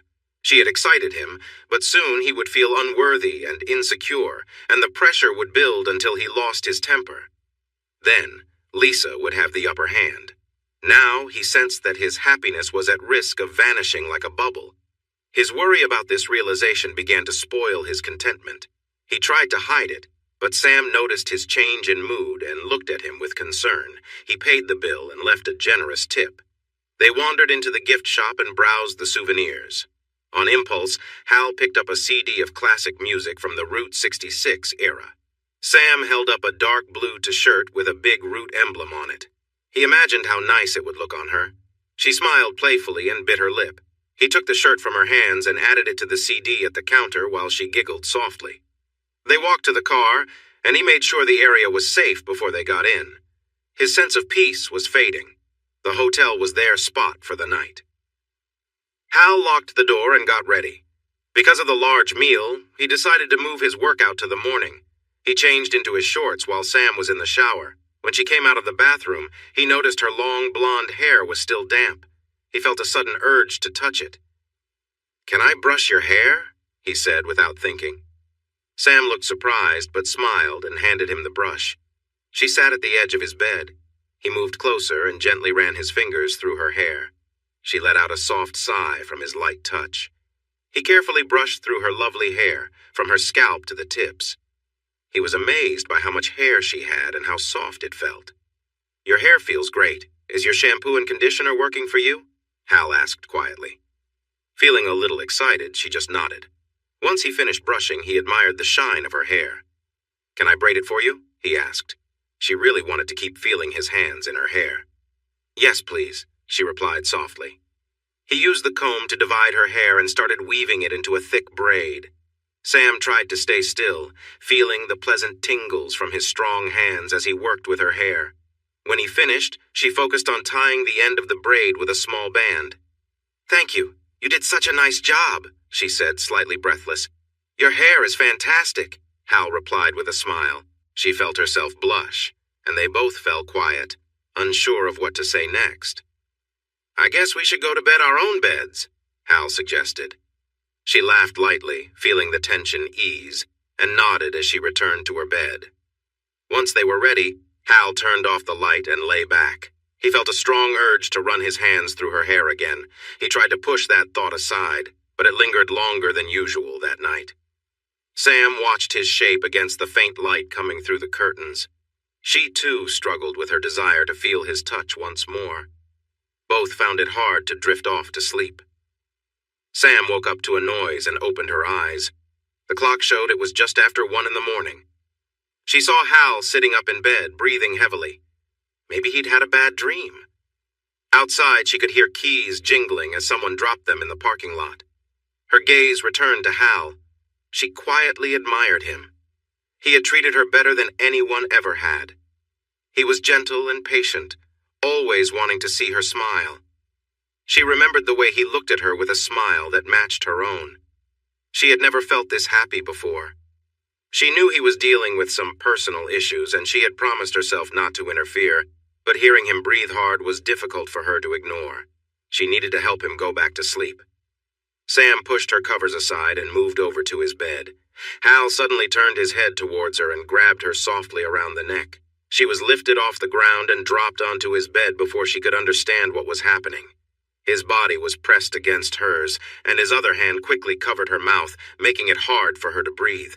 She attempted to push him away, but he was too strong. Looking up at him, she saw his face in shadows. He seemed to be watching her without saying a word. Then she felt something strange. He was becoming excited, and it pressed against her. She managed to move her head slightly to breathe, but the pressure was both confusing and alarming as he kept watching her quietly. She needed air, but his hold tightened, and fear filled her heart. She felt trapped. A loud noise came from outside their door, and Hal's face turned to look that way. A beam of light broke through the curtains, revealing his eyes, which appeared cold and emotionless. The noise shifted to the sound of someone struggling with the door. A slurred voice came through. "Separate beds! Stupid! Here I am!" Hal jumped off the bed, letting Sam breathe again. As the door began to open, Hal's hand shot out to grab the man's neck. The man looked surprised as Hal pulled him inside. Hal's fist hit the man's face hard, and he fell, unable to stay awake. "Hal!" Sam shouted, even though her voice was weak from the earlier pressure. Hal's punch stopped just before it landed, and he swayed as he let go of the man. "Sam!" Hal's voice was filled with worry. "I'm okay. You didn't hurt me," she said, trying to reassure him. Hal turned on a lamp next to the door and looked down at the man in the entrance. "It's the clerk from the front desk." He leaned down and sniffed. "I smell alcohol." Suddenly, red and blue lights filled the doorway as a police car drove into the lot. The sheriff stepped out, put on his hat, and walked over to the door, glancing at the clerk. "What happened here?" the sheriff asked, noticing the marks on Hal's body. "The clerk tried to break in. I stopped him," Hal replied, his voice steady and cold. He flinched when Sam lightly touched his arm. She had wrapped a sheet around herself and was now standing beside him. "I heard someone say he was coming in to see me. He used harsh words," Sam told the sheriff. "So your partner got jealous and hurt him?" the officer asked, noticing a mark on Sam's neck from Hal's grip. "We're not together," Sam blurted. The sheriff nodded at Hal's hand. "He seems to be with someone. That mark on your neck isn't just a scrape. Are you okay?" The officer placed his hand on his holster, making Sam tense up. Hal tried to calm himself. He had learned how to handle moments like this. "I have serious PTSD. I was woken up too suddenly just before the clerk arrived." He looked at Sam. "I'm very sorry for any trouble I caused you." "It's fine," Sam insisted. "I forgot to call out to you. It was my mistake." The sheriff looked at Sam with concern, thinking she was just another person blaming herself for what had happened. He turned his attention to Hal. "I think it's time for you to leave Santa Rosa. Gather your things and go." Sam made a sound of protest, but Hal gently touched her arm and nodded to the sheriff. "We will leave right away." Hal motioned for Sam to get her clothes and dress in the bathroom. He packed his suitcase, hiding a small item he found under his pillow. When Sam returned with her makeup kit, Hal took his turn to get ready in the bathroom. When he came out, the sheriff was speaking softly but firmly to Sam, likely trying to help her escape from Hal. The officer seemed determined, and Sam's words of denial didn't seem to reach him. An ambulance arrived, and they waited for the clerk to be taken away on a stretcher.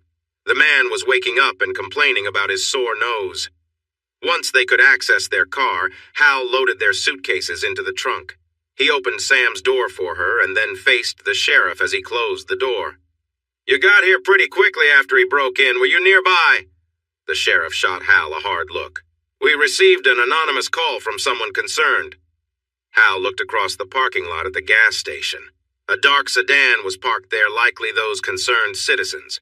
He nodded, walked around to his side of the car, and got in. Sam watched him with worry.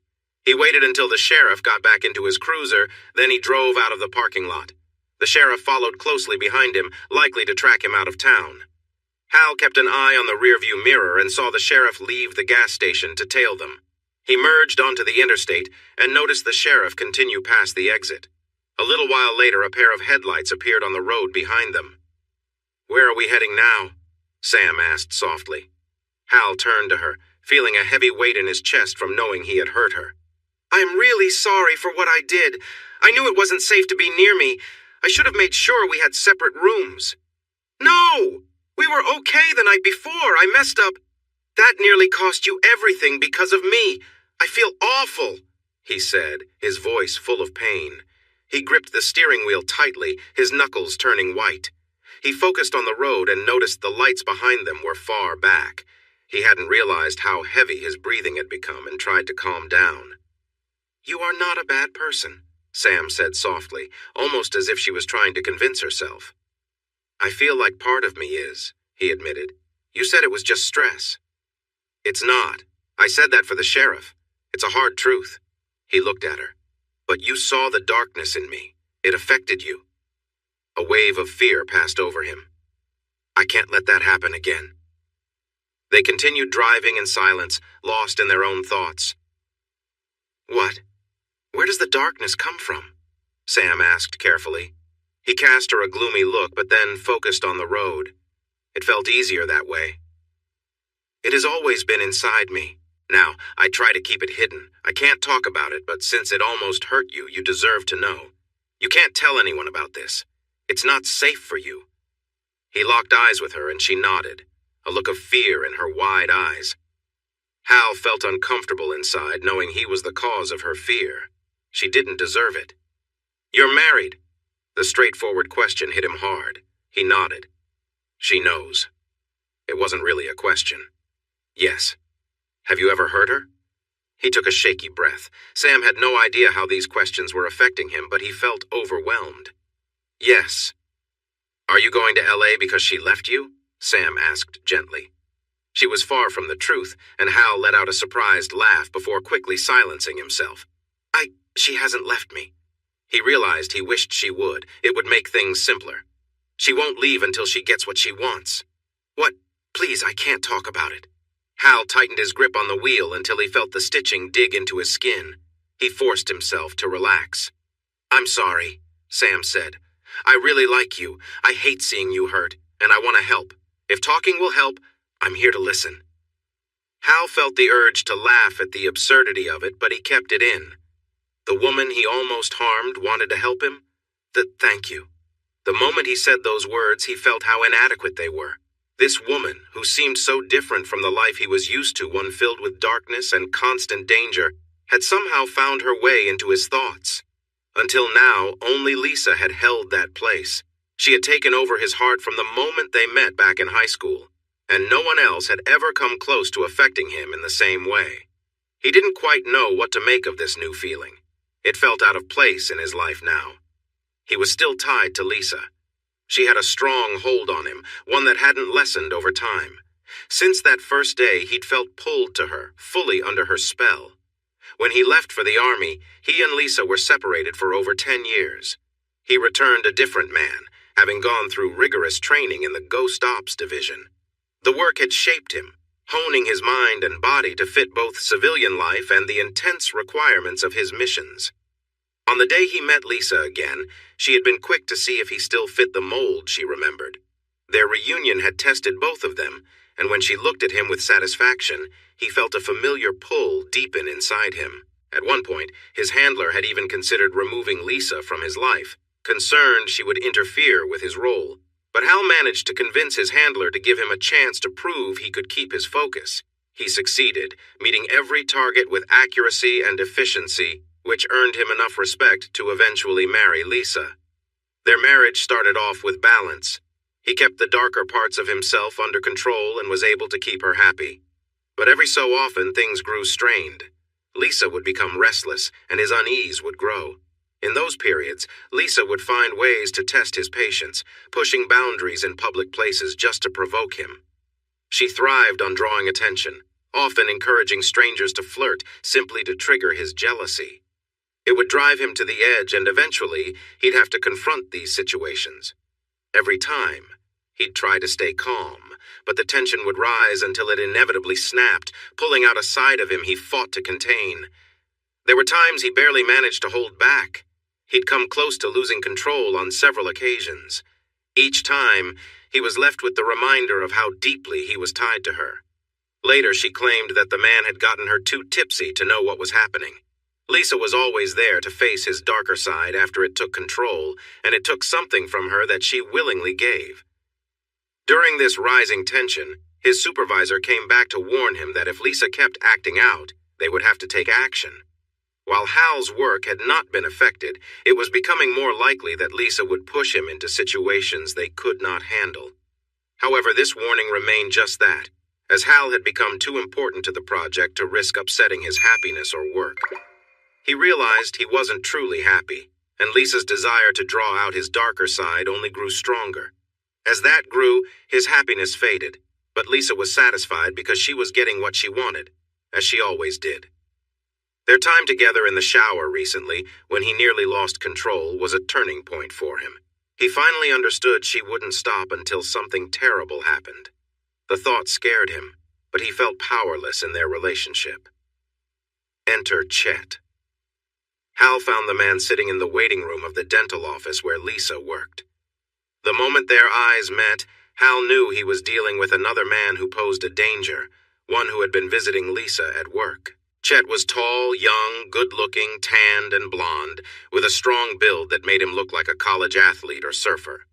But it was his cold, lifeless eyes locked onto Hal's that revealed his true character. Before Hal could react, Chet stood up, walked casually to the front desk, and told the office assistant he would reschedule his appointment. Then he looked at Hal and asked the assistant to tell Lisa he would see her at their 6 p.m. meeting on the 20th. As Hal pondered that, Chet smiled smugly and left. When Hal asked Lisa about the 6 p.m. on the 20th, she laughed it off, saying Chet must have gotten the date wrong since she would be in L.A. for a conference. With a light laugh, she dismissed Hal's worries and said everything would be fine. The way she smiled made Hal's heart sink.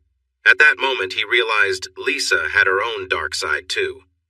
They stopped in Albuquerque to find a hotel room to rest. As Sam spoke softly, she insisted she felt safer sharing a room with him than being in separate rooms with people possibly following them. Hal didn't have the energy to argue, especially when she touched his arm and looked at him with her big, innocent eyes. He reminded her of their rules, and then they managed to get some much-needed rest. They started later than usual, but they had already covered some distance.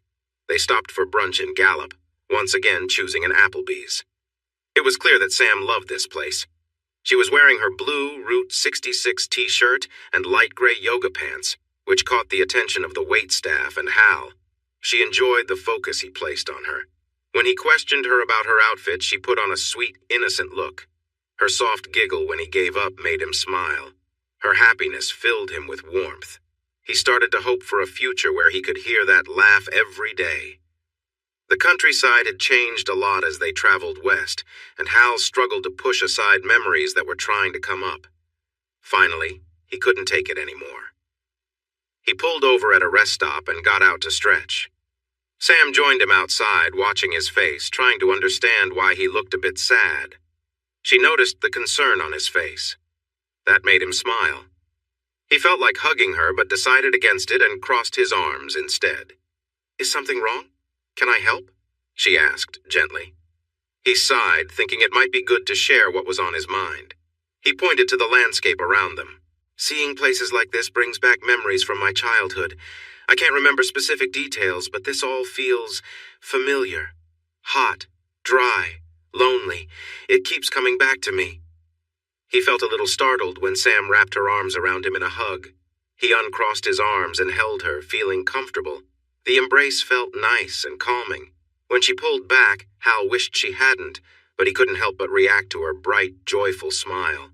"You need something fun to do," she said, looking inside the car and spotting a CD Hal had picked up. "Let's listen to it and sing along." "Sing?" Hal asked, surprised. "Come on. My voice isn't great, but I'll sing if it helps take your mind off things," she said with a playful grin. "I like your voice," he said before he realized he shouldn't have. "Oh, thanks, but I don't know why you would. It's not that special," she replied, her cheeks turning a lovely shade of pink, but her eyes sparkled. He locked the car and walked with her to the washrooms. After waiting while Sam used the ladies' room, they headed back to the car. As they walked, Hal kept an eye out for their follower. He noticed a dark car parked on the road near the rest stop. He hesitated, tempted to walk down there, but knew it wouldn't be safe. Instead, he opened the door for Sam and closed it gently after she got in. His old habits were coming back strong. They turned onto the highway, and Sam opened the CD case, putting the disc in the car's player. The music started, and Sam turned up the volume. She smiled at Hal and began to sing along to Nat King Cole's version of Route 66. Hal grinned because he knew her singing voice was just as captivating as her laughter. "Why aren't you singing with me?" she asked, pretending to be upset. He smiled back. 2 reasons. I don't know the words, but more important, your singing is so beautiful that I'd ruin it if I joined in. She rolled her eyes. Now I know you're joking. My singing sounds terrible. Frank always told me to stop when I sang. My family did too. Mom said I didn't have the voice of an angel, so I should find other ways to express myself. She shrugged with a little smile, looking at her nails shyly. Your mom was wrong, and I really want to teach Frank a lesson, he said, clearly upset. He tried to calm down and saw Sam watching him with big eyes. He eased his frown. I'm sorry for talking about your mom, but she was so wrong about your voice. He took a deep breath. And Frank still needs a lesson. She smiled at him shyly. You really like how I sing? I love your singing, he replied firmly. Sam's smile grew wider and she started to sing again. Soon she poured her heart into it and Hal couldn't help but grin at the joy on her face. She loved to sing and they had tried to make her stop. How frustrating. She was definitely on key and her voice was strong. If anyone complained, it might have been about its roughness. Hal thought it was really charming. After all, Rod Stewart and Kim Carnes had built careers on their raspy voices, and Sam sang even better than them. They continued towards Flagstaff, with Sam singing happily and Hal letting go of painful memories from his past. Sam was beaming with joy as they arrived at the hotel parking lot near the highways 40 and 17 in Flagstaff. They had finished the music on the CD and were searching for radio stations in the empty area around them. There's a big store nearby. We can walk over and get more CDs for the next part of our trip, Hal suggested, and she nodded eagerly. There's also an Olive Garden close by. I'd love to stretch my legs after all this driving, she said with a smile. Me too. They grabbed their bags and went inside to check in. Hi, reservation for Demon, he said to the friendly clerk at the front desk. She looked for his name. Yes, I have you here for one night. A room with a king-size bed. No, sorry, I need 2 beds. We need 2 beds, he said, stumbling over his words. The young woman looked at them with curiosity before glancing back at her screen. Let me see if I can find you another room. We are quite booked tonight. I have 1 room available facing the courtyard with a balcony. A cancellation. We'll take it, Hal said, feeling relieved.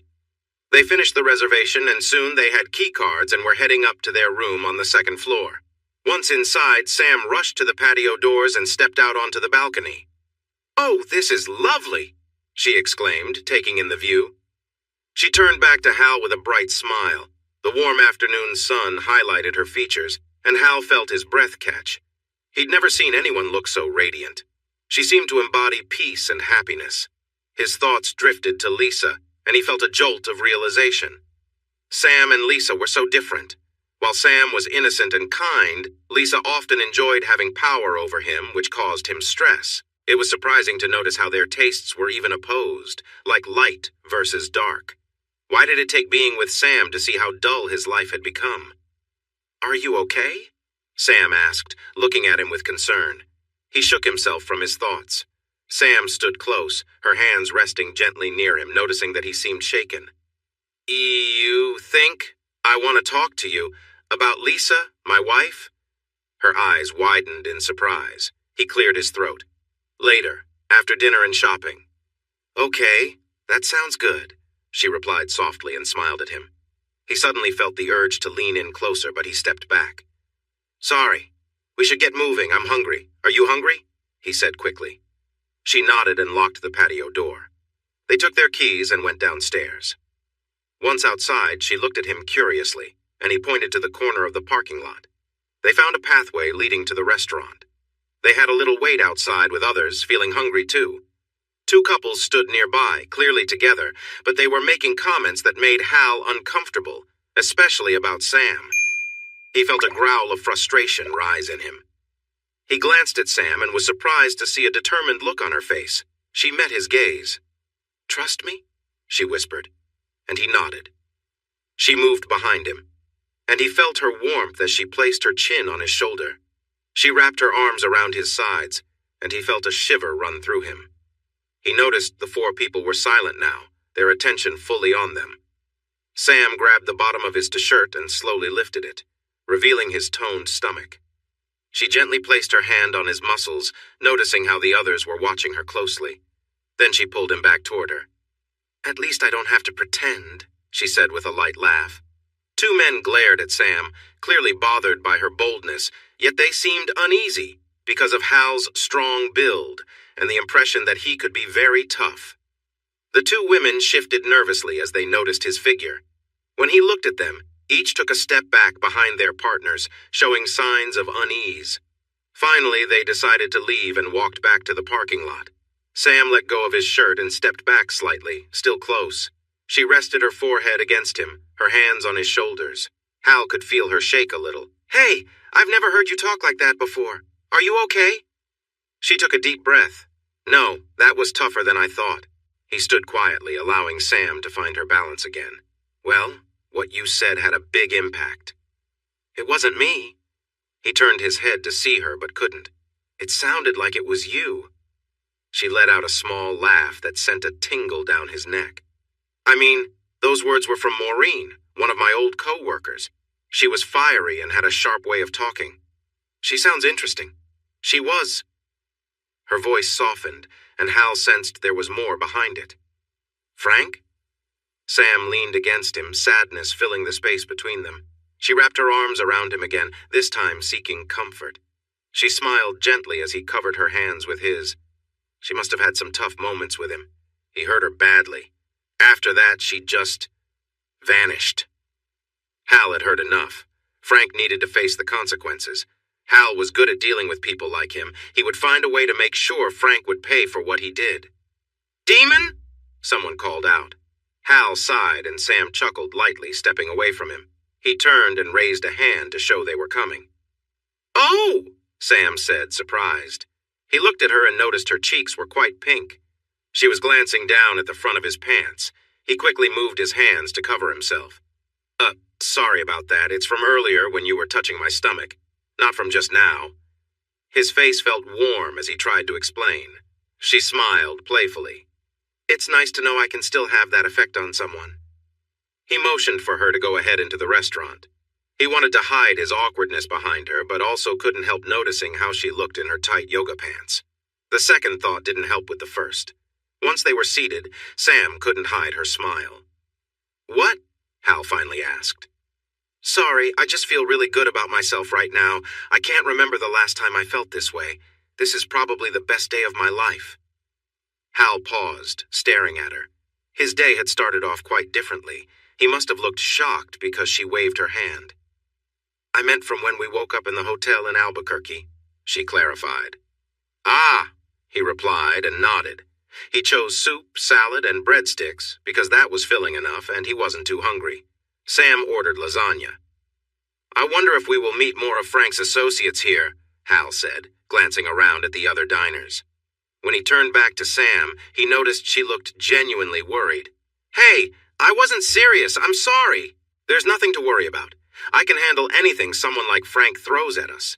Unless he has a trained bear, then we could be in trouble." Sam laughed at his joke, but then her face turned serious. "I worry about the people following us." He nodded. "They might work for my employers and are just keeping an eye on me. Since I spotted them so quickly and they haven't been good at hiding, it's more likely someone connected to the trouble back in Columbus." "Someone connected to Frank." He looked at her and nodded. "Yeah, that's possible. But they have not made any moves, and I know they are aware that we see them. If they do make a move, they would be in a lot of trouble.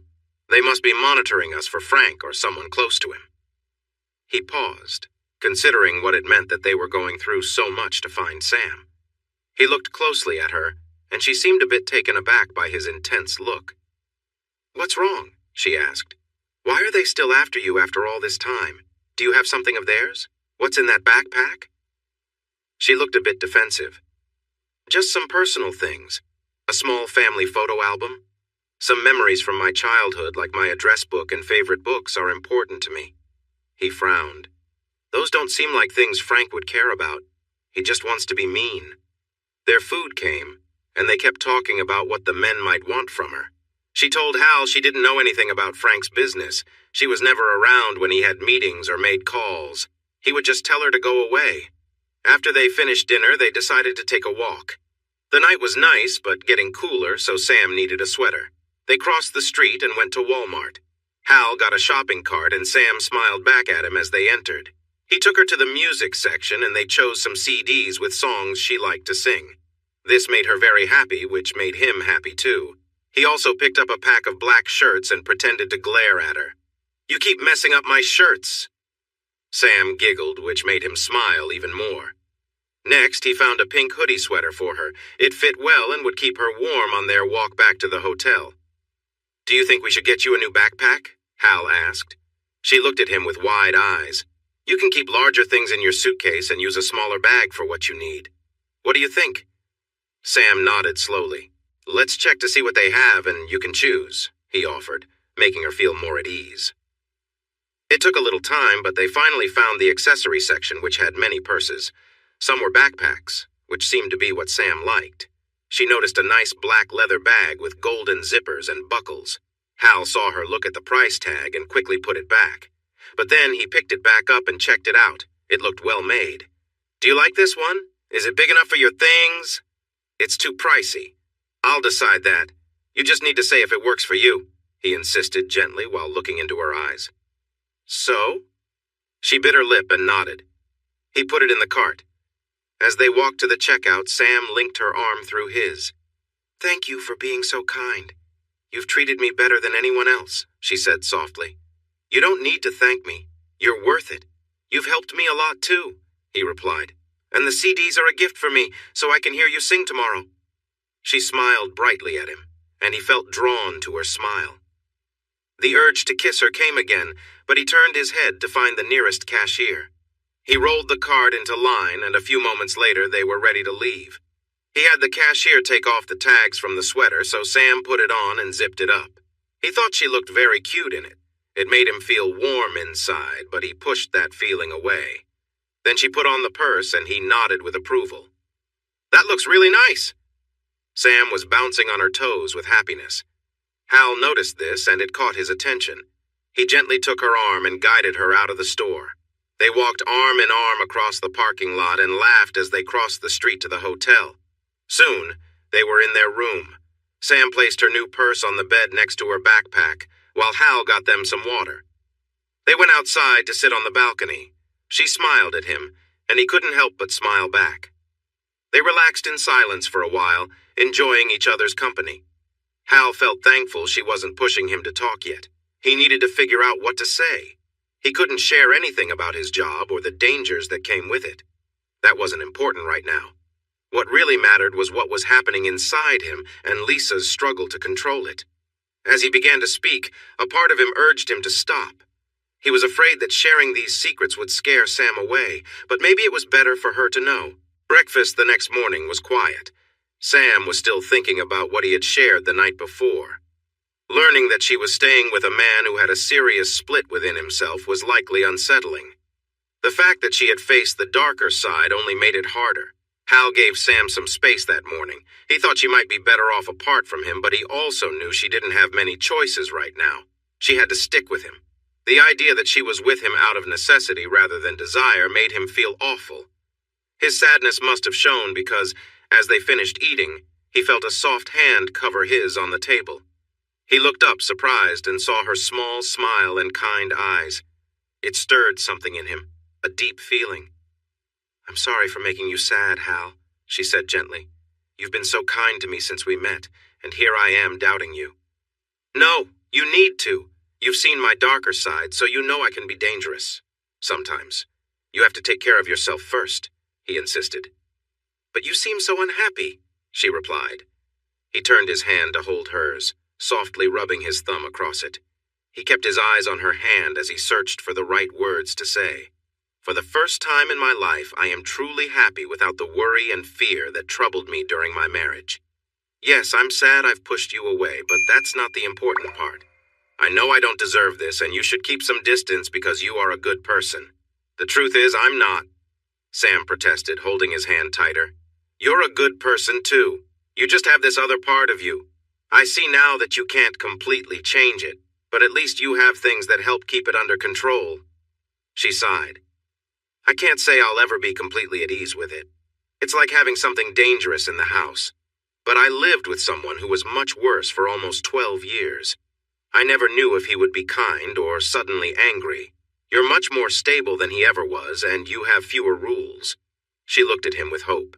"I would like to stay with you for a while longer if that's okay." Hal felt a wave of relief wash over him, and he let out a breath he didn't know he was holding. He raised her hand and kissed her knuckles. Then he realized what he'd just done and quickly pulled back. His eyes widened as he looked at her, worried she might be upset. Her face was a pretty shade of pink, and her eyes sparkled with joy. "Oh, I'm so sorry! I don't know what came over me," Hal exclaimed. A big smile lit up her face. "No one has ever kissed my hand like that before. What a gentlemanly thing to do. I didn't mean to." "It's fine. I'm not upset. I'm flattered," she said with a smile, and he returned it shyly. "Can I have my hand back?" she asked, smiling in amusement. "Yes," he exclaimed, quickly releasing her fingers and leaning back in his chair. She chuckled and leaned back too. "Are we going to L.A. today?" "No, I still have one more stop before L.A. We'll be in Las Vegas tonight." Sam's face brightened with an excited smile. "I've always wanted to go to Las Vegas." Her big grin made his heart race, and he knew he couldn't imagine being without it. "I have the hotel room booked for 3 days. I hadn't planned on staying in L.A. I don't feel right there, so after my meeting, I will go back to Vegas." He looked into her eyes seriously. "I won't take you to L.A. with me. I hope you will stay in Vegas." "Why? Why can't I go with you?" Sam asked, surprised. "I told you about Lisa and how she is fixated on my other side. She wants to control it," he explained. Sam nodded. "She's been meeting with someone similar to me at her dental office. There's a good chance she will be with him in L.A. She denied it, but I think she was just trying to play with my feelings to make me act in ways I shouldn't." He reached out and took Sam's hand again. "What we didn't consider was meeting you. I discovered what true happiness is. My marriage feels like a sad version of what it should be. It needs to end." "Then just leave! Don't go to L.A., she said, holding on to his hand. He smiled softly. "I need to tell Lisa that she doesn't have my heart anymore. I'm finally free from her. I can do this now because of you." She smiled back, a tear rolling down her face. But then her face changed to worry. "You mentioned this man is like you. How safe will it be to face them together?" "That's the thing. I'm not going to face them. That's what she wants, but I don't care about that anymore. They can be together. I don't feel trapped by her demands anymore. I don't have any feelings for her. I'm going to tell her I want a divorce." Hal felt as light as a feather. The weight he had been carrying suddenly lifted. He could never have said the word divorce before because he was so mixed up in trying to please Lisa. Now he realized how one-sided their relationship had been. Sam's smile was bright and filled with happiness, making Hal want to kiss her hand again. This made her giggle, and the sound filled him with joy, affirming his new direction in life. They left the restaurant with Sam's arm linked with Hal's, and he helped her into the passenger seat. He looked around the parking lot and noticed a dark sedan at the far end. His instincts told him to grab his suitcase, but it was too public for that, and they'd see him. Instead, he got in, fastened his seatbelt, and drove them onto the highway. Soon they were on Interstate 40 heading for Kingman. Sam grinned at him as she took out some CDs from her new purse. He smiled back, and the drive to Kingman was filled with music. Hal stopped for breaks to stretch his legs, and each time he would check for anyone following them, but he could never shake them. This made him think they had a tracker on the car, which surprised him for people like them. It also made him wonder if they were linked to his past, but they weren't very good at hiding, so he found it doubtful. He remembered the handprint on the trunk, thinking it was probably a tracker under the car. He would make a call when they got to Kingman. Sam stayed quiet, understanding he was doing this for a good reason, and he appreciated that. When they exited the highway in Kingman, Hal stopped for gas, and Sam went to the restroom. He looked around and noticed something useful nearby. After paying for the gas, he pulled out his cell phone and dialed a number he had saved. Report. "I think I have someone following me. Is it official?" There was a moment of silence. "No." "Do you need help?" "No, I'm fine. Next question. Chet Barley. Is he official?" Hal had looked up that name. The handler made a startled sound, and his voice became more serious. "No. Stay away. He could be a threat if he contacted you, did he?" Hal considered this. It seemed unlikely that a rogue agent would be involved with his wife. Maybe by accident, but probably not. I met him at the dental office where Lisa works. He kept the LA meeting to himself. This is bad. Stay clear. We'll handle it. Anything else? Hal noticed the man was clearly troubled. He thought some good news might help. I'm going to tell Lisa I want a divorce. What? Why? Is it because of Chet? The handler asked. I thought you'd be pleased, Hal replied, feeling let down. I am. It's about Sam. The handler's voice changed as he understood the real reason. So you're not happy? Hal asked. I am. Maybe for the first time. No, it's good. We'll talk later. I have to address this other issue. Carl hung up. Hal put away his phone as Sam returned to the car. He handed her some money. Please get some snacks and drinks, water for me. We will skip lunch today, Hal said. Sam nodded and hurried off to the small shop. She came back quickly with the items. Hal let her in the car and then drove to the nearby auto service center. He parked the car in one of the open bays, but a mechanic signaled him to move since they had another customer waiting. Sorry. I drove over something on the highway and I'm worried it might have caused damage. I just need a quick look. There was a thump at the back. It won't take long, he explained, gesturing for Sam to get out. As she did, everyone turned their attention to her. The mechanic called out to another worker under the car. Cliff, come check this out. What's wrong? Cliff asked, frowning. It looks like something odd is stuck underneath, the first mechanic said. Cliff's eyes widened when he looked at Hal's face. Maybe I should take a look? Hal suggested, and Cliff pointed him to the stairs leading to the undercarriage. Hal hurried down to join the mechanic and saw what he was pointing at. It was a tracking device with a limited range. They likely replaced the batteries each night while he slept. He reached up and pulled the device off, and the mechanic yelled in surprise. Hal just looked at the scared man. What are you doing? That could have been dangerous, the younger man shouted. Hal frowned and went back upstairs to find Sam watching him with wide, worried eyes. He smiled at her, and she smiled back immediately, trusting him. Looks like everything is fine, thanks. He nodded to Sam, who picked up her things and got back in the car. Hal handed Cliff a 20 and got in to drive the vehicle out of the bay. The mechanic watched them, looking puzzled. Hal knew they might still be followed, so he drove around the back of the shopping center in the delivery lane and pressed the gas hard. Sam gasped in surprise when he hit the brakes gently to leave the area at a safer speed. He turned right and moved as quickly as he could along the side of the building, rushing through the parking lot to exit south onto the main road, heading back toward the highway. Speeding up again, he caught up to a line of cars heading to the on-ramp for the highway. The light turned green and the cars started to move. Pulling beside a truck carrying a bulldozer, Hal lowered Sam's window and threw a small device out to land on the flatbed. The strong magnet attached itself. Hal quickly switched to the left turn lane and moved away from the truck, which kept driving up the ramp. Hal looked around the road and into his mirrors for signs of the dark sedan. He knew the device wouldn't work for long, but they were now at a junction where he could go west on Interstate 40 to Los Angeles or turn north on Highway 98 to Las Vegas. They wouldn't know which way he would go. Instead of either of those options, Hal drove north through Kingman to take Highway 20 out into the desert. This is the road to Las Vegas? Sam asked. He smiled. The nice route. More time to hear you sing. Sam beamed and started searching for another music disc to play. The miles passed quickly, even though he had taken a longer path. They reached Hoover Dam by mid-afternoon, and Sam was amazed by how big it was.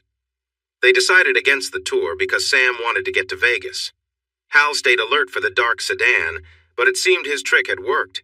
It showed how poor they were at following. Sam was filled with energy as they spotted the city. Hal drove past the large hotels to give her a chance to see them.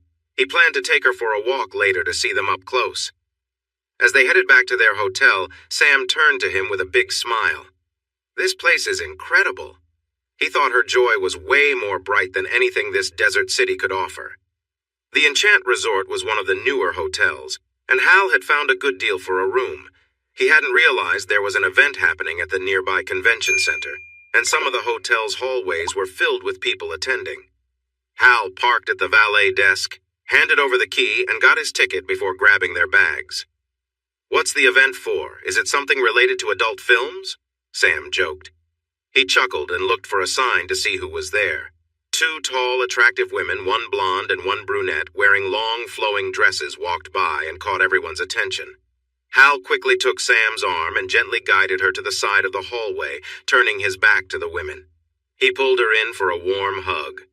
At first, Sam was surprised, but soon returned the embrace. Hal felt the comfort of the moment, but kept an eye on the brunette until she walked into one of the convention halls. When he pulled back, Sam looked up at him. "What was that for?" she asked, her smile bright. Hal felt a rush of warmth. He didn't want to tell her it was just to avoid trouble with the brunette. Keeping her unaware of the situation was better. Aside from that, he genuinely enjoyed the hug. "I just want to thank you for coming with me, for keeping me calm with your singing, and for helping me think about my life and my marriage. It truly means a lot." "The hug was a lovely start," she replied with a big smile. Hal's attention drifted to a group of men in military uniforms passing by. Behind them were three older men with long hair and beards, arguing passionately in a language he couldn't understand. Following them were four women in business suits chatting and laughing. Hal turned back to Sam, confused. What is this event about? They moved their luggage to the reception desk, and Hal made his way through the crowd to check in while Sam waited. When he returned, she saw that he looked upset. "What's the matter?" she asked. "The room I booked has one king-sized bed, and they're all fully booked, along with most hotels in Vegas." Sam stepped closer, resting against him with her hands on his shoulders. She looked into his eyes, filled with hope. "I wouldn't mind sharing a bed with you." Her words were clear, and he felt a strong attraction. Suddenly she leaned in and kissed him. Her lips were just as sweet and soft as he had imagined, filling him with joy. This woman was everything Lisa wasn't genuine and caring, loving, and she wanted him, flaws and all. His head felt like it might explode with happiness as he enjoyed the moment, but then he thought of Lisa. He pulled back from her lovely smile and took a deep breath. Wait, oh my goodness. "What's wrong? Don't you want this?" "I do," she said, slightly out of breath. Yes, I do," he sighed, and her smile brightened as she leaned in again. He almost gave in, but at the last moment, he gently pushed her back.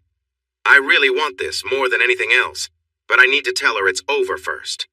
I have to end my marriage before I can start this new chapter. Is that okay?" She leaned her forehead against his. "Yes, I can wait. Just knowing you want me is enough for now." "Let's grab our things upstairs, freshen up, and go find a restaurant for dinner. Then we can take a walk and see the sights. We'll figure out where to sleep later," Hal suggested softly.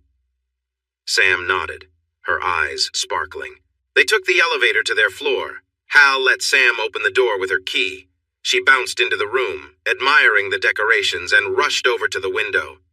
"Oh, Hal, the view is amazing!" she exclaimed, looking down at the fancy hotels.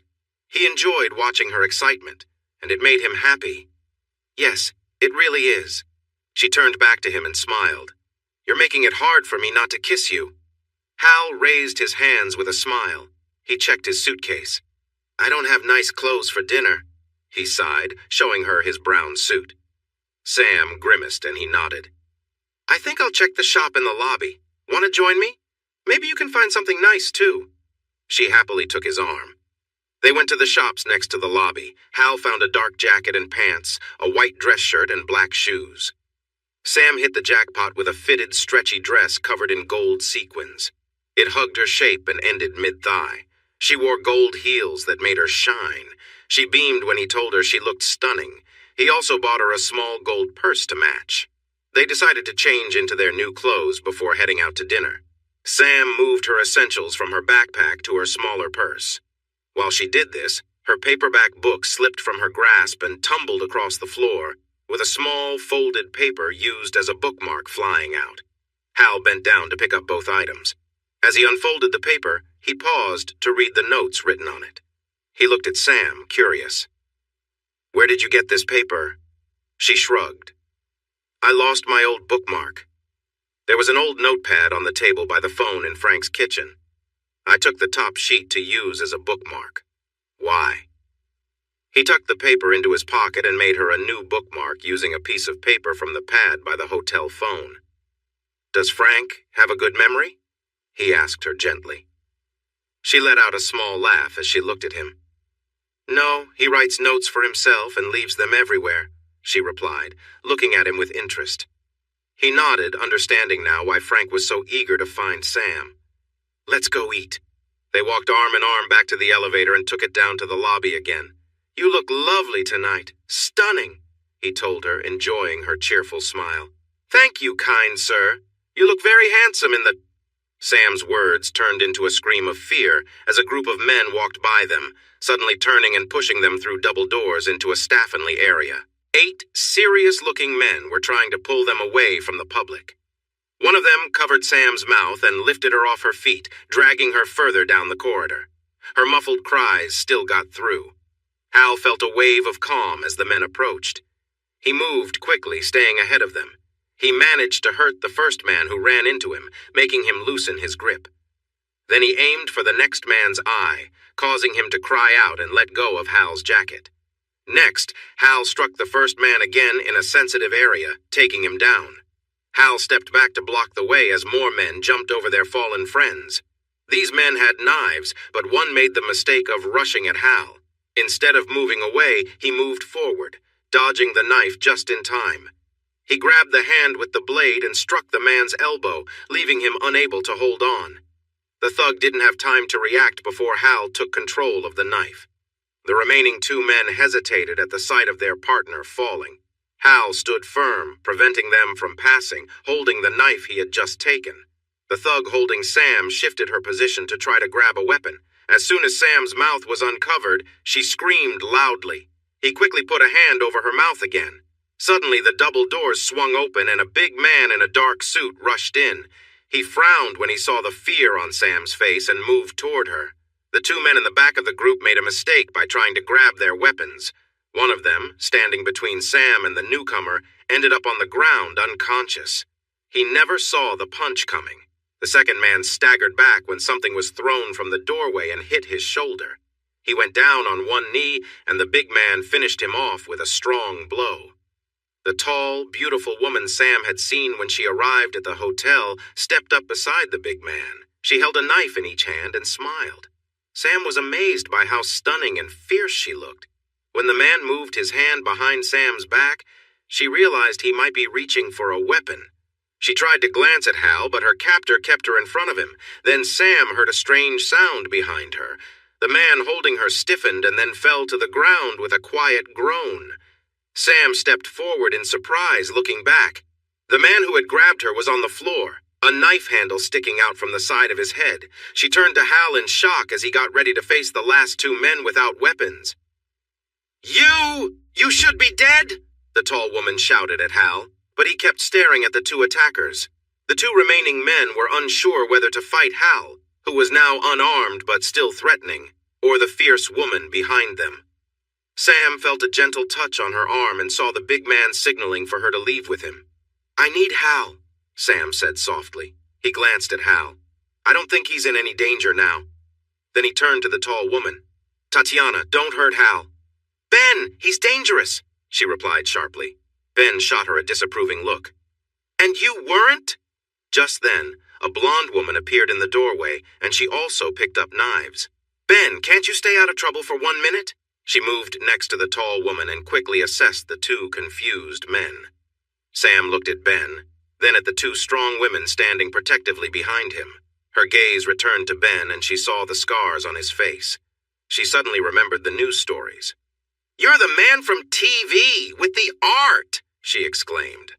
She couldn't believe she was in a hallway with a celebrity known from the news and tabloids, even though the media didn't have the best things to say about him. Her own experience was quite different. Ben glanced at Sam and saw understanding in her eyes.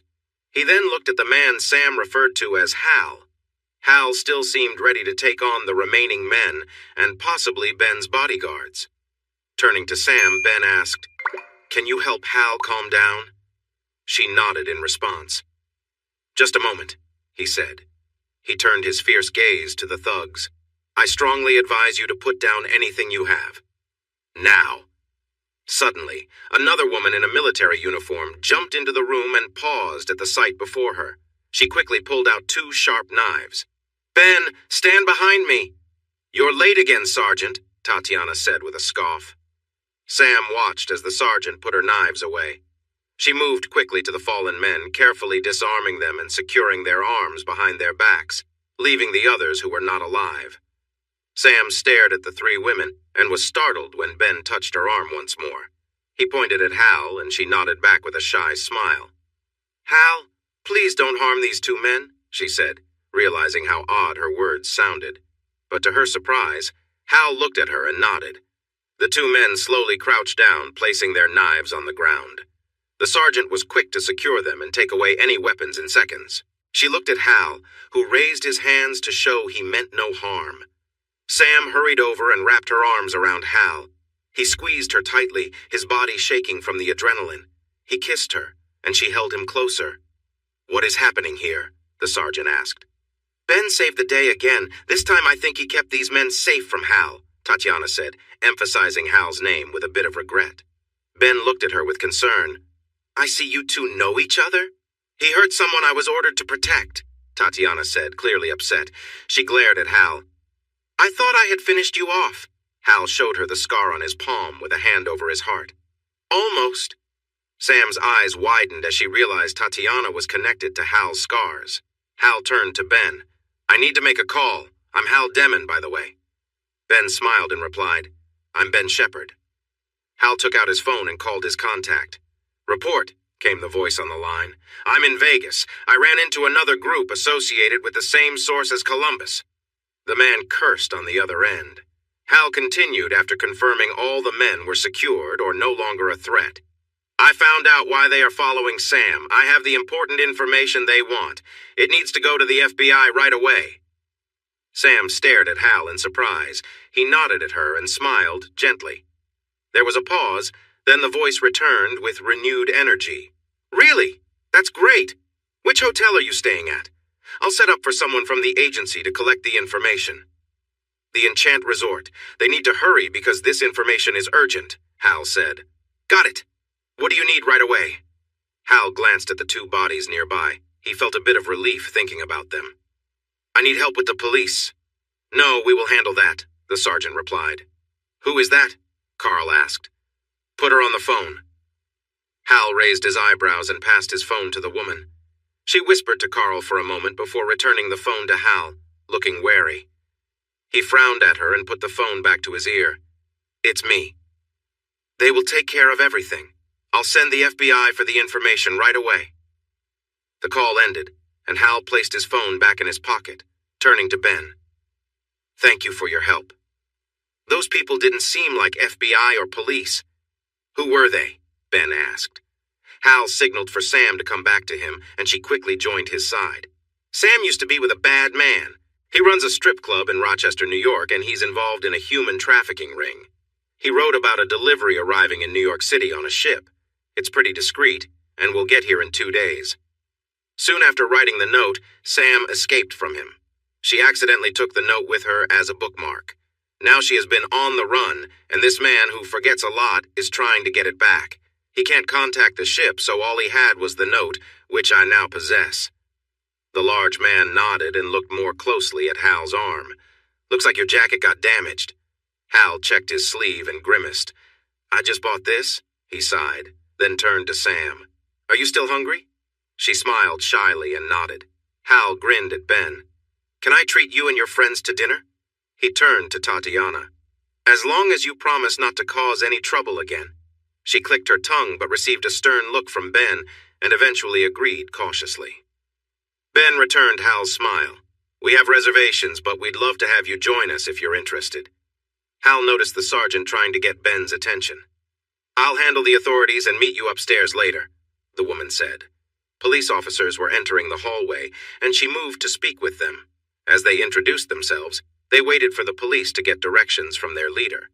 Finally, Hal and Sam followed Ben and his bodyguards, Lilia Sokolov and Tatiana Pushkin, to a beautiful restaurant with a stunning waterfall. Hal smiled as he noticed how nervous Sam was next to the two women. He kissed her hand and looked into her eyes, making her giggle nervously. The others watched him with curiosity. A waiter brought the menus, and Hal's phone rang. He said, "Excuse me," and stepped towards the entrance to answer. "Hello? Hal Demon?" "Yes, but it's Demon. Who is this?" he replied, frowning a little. "This is Agent Patterson from the FBI. I heard you have something for me. I'm at the front desk." Hal blinked, surprised that someone was there already. "I'll be right there." He made his way to the front desk and quickly saw the agent. She was observing him closely as he approached. "Agent Patterson," he said. "Hal Demon?" she asked, and he nodded. He handed her a piece of paper. "This is a note Frank Capello wrote for himself. The woman I'm with, Sam Dulaine, lived with him, and he has not treated her well. She found the courage to leave and took this note as a bookmark for a book she's reading. Mr. Capello has been looking for her since. He has tried to find her twice this week. I learned that he might not remember what the note says. I discovered it tonight, and it seems to show a delivery planned in 2 days." She read the note and nodded, understanding that they needed to act quickly. She carefully placed the paper in her jacket pocket. "Thank you. Can I reach you and Miss Dulaine at your number?" she asked. "Yes. She's staying with me," he said firmly. The agent smiled. "Thank you. I'll be in touch." With a nod, she hurried away. Hal watched her leave and returned to the restaurant. He saw Sam looking for him. Her expression of relief made him realize he should have told her what was happening. He promised himself to keep her better informed in the future. He paused at the thought of the future. Just imagining a future with Sam felt like a treasured promise. He moved closer to her and kissed her forehead. She smiled sweetly, a shy but happy look that he loved to see. He took a seat and told the table about his conversation. Sam's smile grew bigger as she understood that one of her difficult choices could help save 30 young women who were in trouble. "Are you here to enjoy the sights or gamble?" Hal asked Ben. Ben shook his head. "The ladies aren't too excited about me walking in crowded places. I tend to draw a lot of attention. I don't gamble either. I'm here for the International Conference on Science, Engineering, and Technology." Hal raised his eyebrows in surprise. "Is that why all these people are here?" Ben smiled and nodded. "I just arrived this morning as the conference is only today and tomorrow.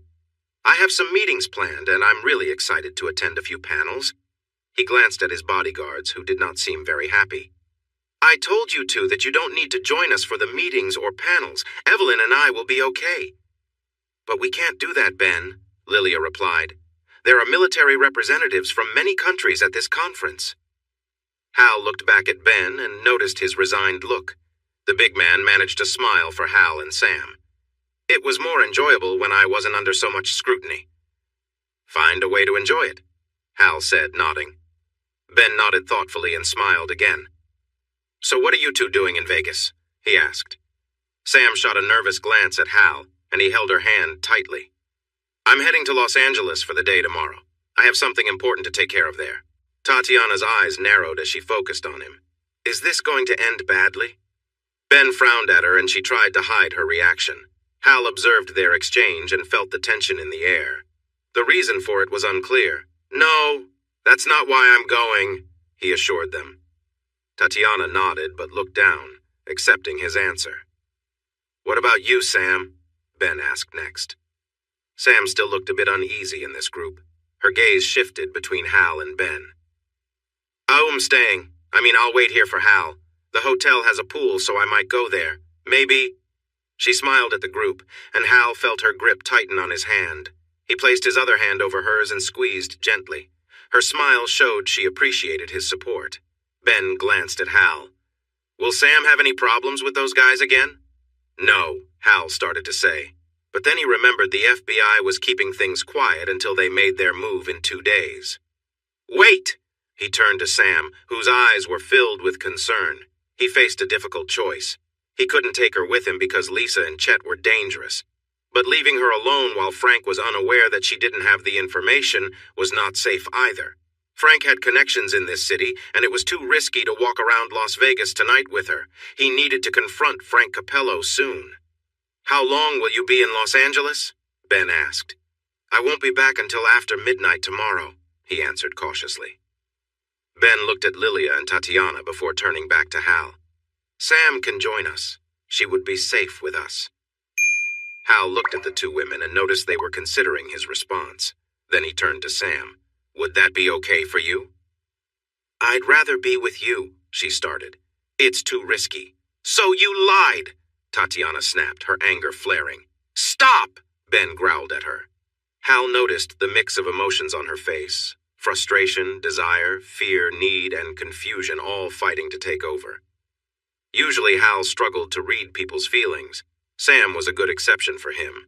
Tatiana was skilled at hiding her true intentions.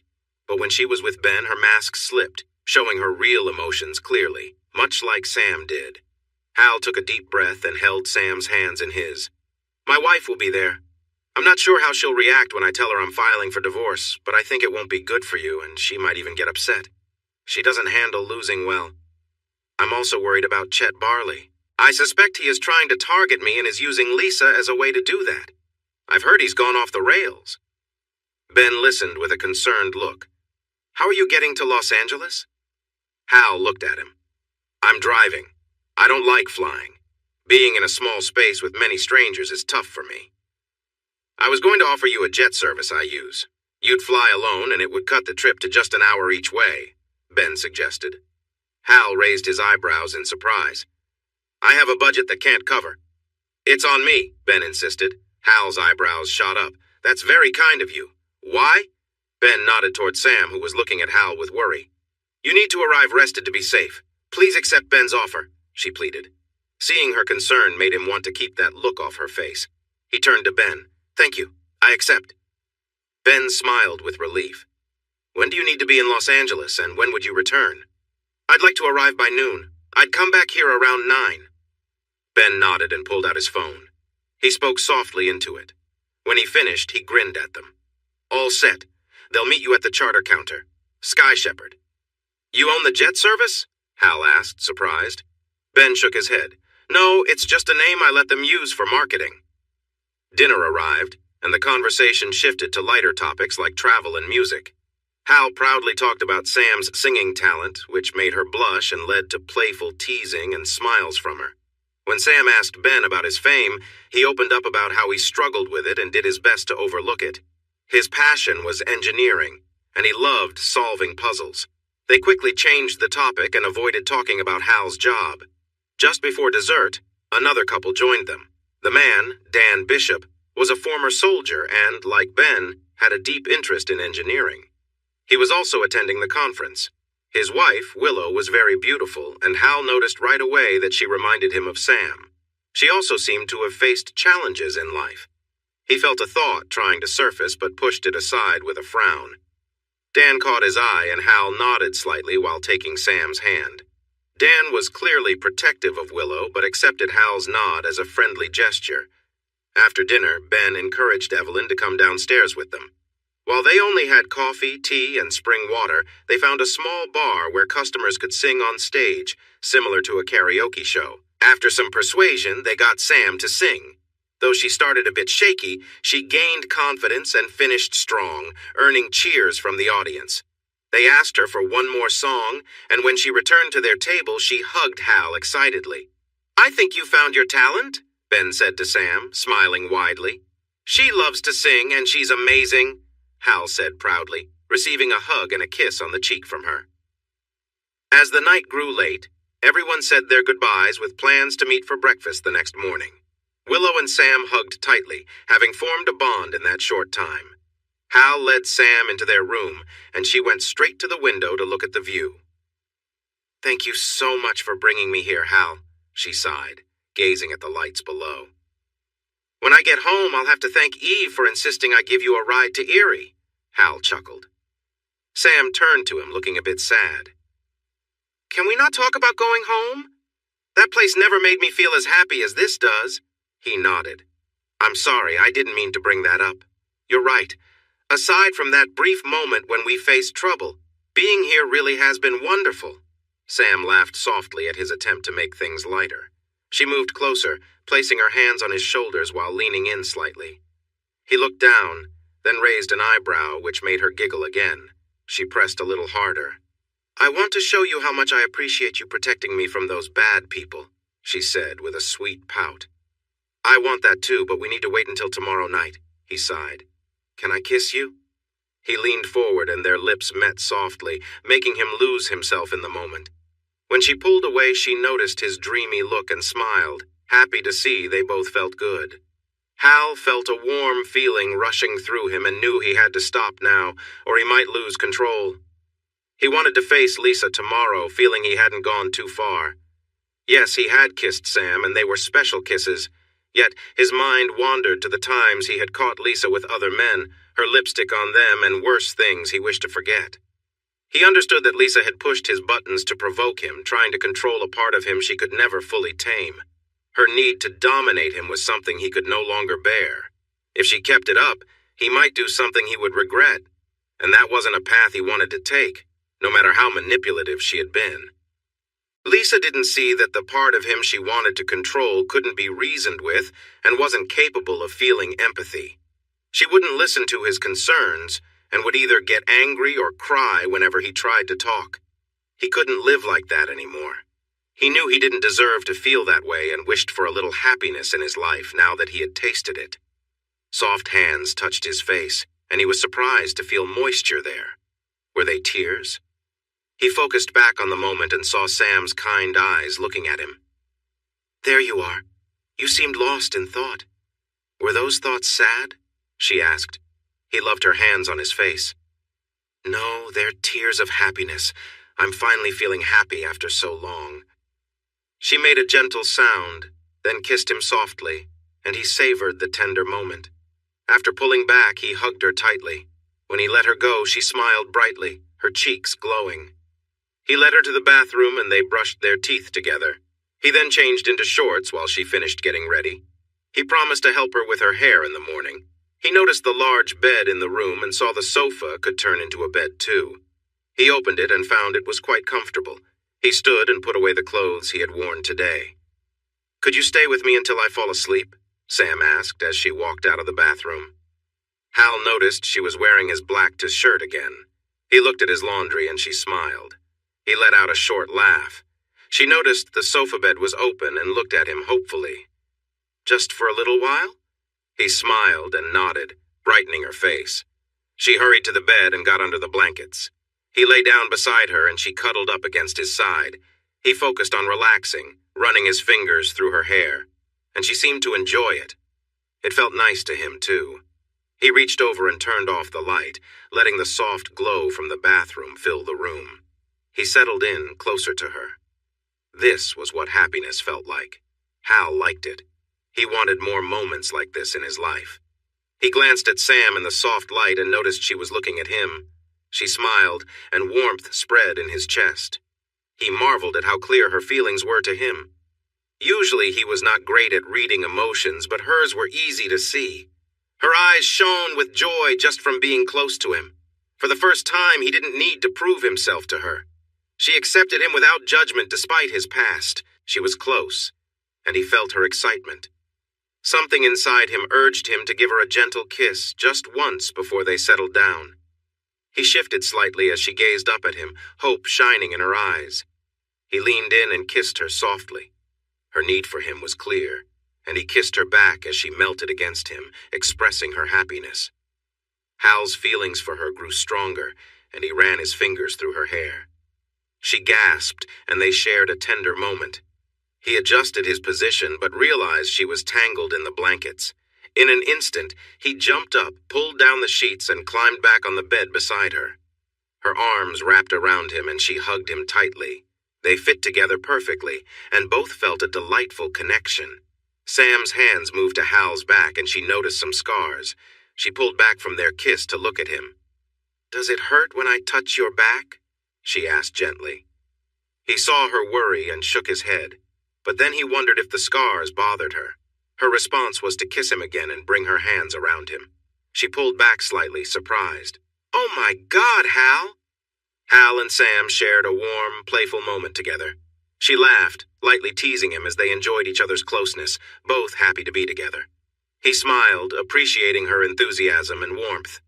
They shared an affectionate kiss, with her laughter and soft touch filling him with joy. He pulled her close, holding her as they exchanged whispers and quiet laughter, feeling a deep connection in the calm and comfortable space they'd created. Hal's focus remained on her happiness, savoring the simple closeness they shared in that moment. After a while, they settled down, content and relaxed. The two lay together, holding each other in silence, simply enjoying each other's presence as they drifted into sleep, both feeling a sense of peace and togetherness. It felt wonderful to him, but Sam was starting to lose her focus. She wasn't pushing him away, so he became more assertive, and it felt even better. Sam, you feel so good," he said between his movements. She didn't seem able to respond and just held on to him. He thought she might be feeling even better because of the way she was shaking. He was reaching his own limit. She was holding on to him tighter and tighter, and he was moving faster and faster. "Sam, I'm almost there. How are you doing?"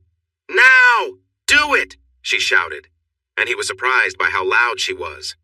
His body reacted to her command, and he quickened his pace, their bodies coming together until everything around them faded away. "My God, Sam!" he exclaimed as he felt a rush of warmth. She rested her lips on his neck and trembled quietly. They held on to each other, enjoying the moment and their connection. Hal had never felt anything so deep emotionally. When they finally caught their breath, Hal gently kissed Sam's cheeks, nose, and forehead. She looked up at him, worn out but happy, and smiled softly. "What was that for?" she asked quietly. Hal struggled to put his feelings into words. It was all new to him, a place he had never been before. He just smiled and shook his head. She laughed lightly, letting her legs slide down to the bed. That sent ripples of pleasure through both of them, and they gasped from the intensity. "No more. I'm done for tonight. That was too amazing," she said weakly. He chuckled softly and carefully pulled away from her. She took a quick breath, then relaxed. He shifted to lie next to her, admiring her sweet face. To be honest, he couldn't help but look at her for a moment, enjoying the chance. Eventually, he noticed her breathing slow down. He quietly got up and covered her with a sheet. Not wanting to leave just yet, he lay back down beside her to watch her sleep.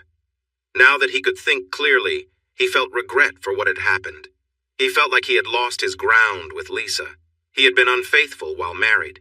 Could he claim he was better than her after what he just did? He thought about it until he realized one important difference. He had a real emotional connection with Sam, while Lisa just used people for her own gain. They meant nothing to her, but he meant nothing to her too. Hal sat in a cozy chair in the lobby of the hotel where Lisa was staying, up the street from the Los Angeles Convention Center. It was a very comfortable chair, and he really didn't feel like getting up. He was feeling very tired. Hours earlier when he arrived, he looked around the neighborhood for places where Chet might be hiding, but he didn't see any signs of him. Not that he had really expected to. Next, he quietly entered Lisa's room and checked for any signs that Chet had been there. There was nothing. After going back outside, he found a good spot to watch and waited. Eventually, he saw Lisa come back from the convention center. She looked very nice in a pretty red and blue dress that stopped just above her knees. Her high heels made her legs look good, even if they probably weren't comfy. As she walked down the street, he noticed a cheerful bounce in her step as she went towards the hotel. She seemed to be smiling, as if she knew he was there. Maybe she did. Chet had told him when to come, and Lisa. He remembered how she had acted when he first talked to her about Chet. She even left a note about her hotel for him to find. Now, the signs were so clear. Why hadn't he seen it all those years? She had been leading him into another difficult situation. She knew he was in Los Angeles. Lisa got back to the hotel a little after 5 p.m. He almost went after her, but he stopped himself. He wasn't going to confront her. He had told Sam that wasn't his plan, and he was sticking to it. Speaking of Sam, he remembered how he had woken up this morning with her breathing softly against him. He had slept peacefully all night, wrapped in her arms, without waking up in fear or feeling angry. He couldn't remember falling asleep, but it had been a big risk that turned out well this time. Sam had woken up slowly and smiled at him warmly. She had rested well, too. They got ready for the day and went down for breakfast with their new friends. Sam kissed him before he left for the airport, and he saw hope shining in her eyes. After letting Lisa go into the hotel, he settled in the lobby to wait. 6 p.m. came and went without Chet showing up. At 15 minutes after, he took the elevator to her floor again. He entered her room and stopped when he noticed a familiar, unsettling smell blood. He took a careful step forward until he could see the bed clearly. Chet had been there and left. Lisa was still on the bed, her head hanging over the edge. Her arms and legs were spread out and she was not dressed. He could hardly believe what he was seeing, so he felt a dark part of himself emerge to help him cope. She was looking at him with wide, frightened eyes, her mouth open as if to scream, but no sound was coming out. There were cuts on her throat and her body, and it was clear that terrible things had happened. Hal's troubled mind tried to understand the situation, mapping out the grim details of what had taken place. The room was a grim scene, with blood staining the sheets, carpet, and walls, a sign of just how violent the confrontation had been. Chet's anger had fueled the chaos. He wasn't like Hal, after all. Hal heard faint noises from the room next door, a series of thumps and the sound of drawers being opened and slammed shut. Someone was venting their rage. Realization struck him. Chet wasn't on his way to the hotel, he was already here, just next door. Hal turned to his wife, gently closed her eyes and murmured, "I'm sorry I couldn't give you what you wanted, Lisa." He took a steadying breath, allowing his controlled, intense side to surface fully. He approached the door to the adjoining room and considered that it might be unlocked, especially if there had been a relationship between them. Quietly, he slid the door open and stepped through. Chet reacted instantly, raising a large weapon and firing as Hal also squeezed the trigger. Hal felt a powerful impact in his chest, throwing him back down the hall until he crashed into the door. His gun slipped from his hands and he slumped to the floor, struggling for breath. He couldn't see Chet, but he could hear him, muttering with frustration. "You're pretty fast for an old man, Hal." Despite his struggle to breathe, Hal managed to ask, "Lisa?" Chet responded with a sigh. "Didn't plan on it going that far, but she really got to me." He paused. "Why, do this?" Hal panted. "Can't you figure it out?" Chet sneered. "You were the top-ranked agent, and I was always right behind you. I'm not satisfied with being second place. I wanted to be the best." Slowly, Chet came into view, though he was clearly in pain, struggling with a wounded shoulder. His left side was visibly hurt, a mark across his face where Hal's shot had grazed him. It upset his balance.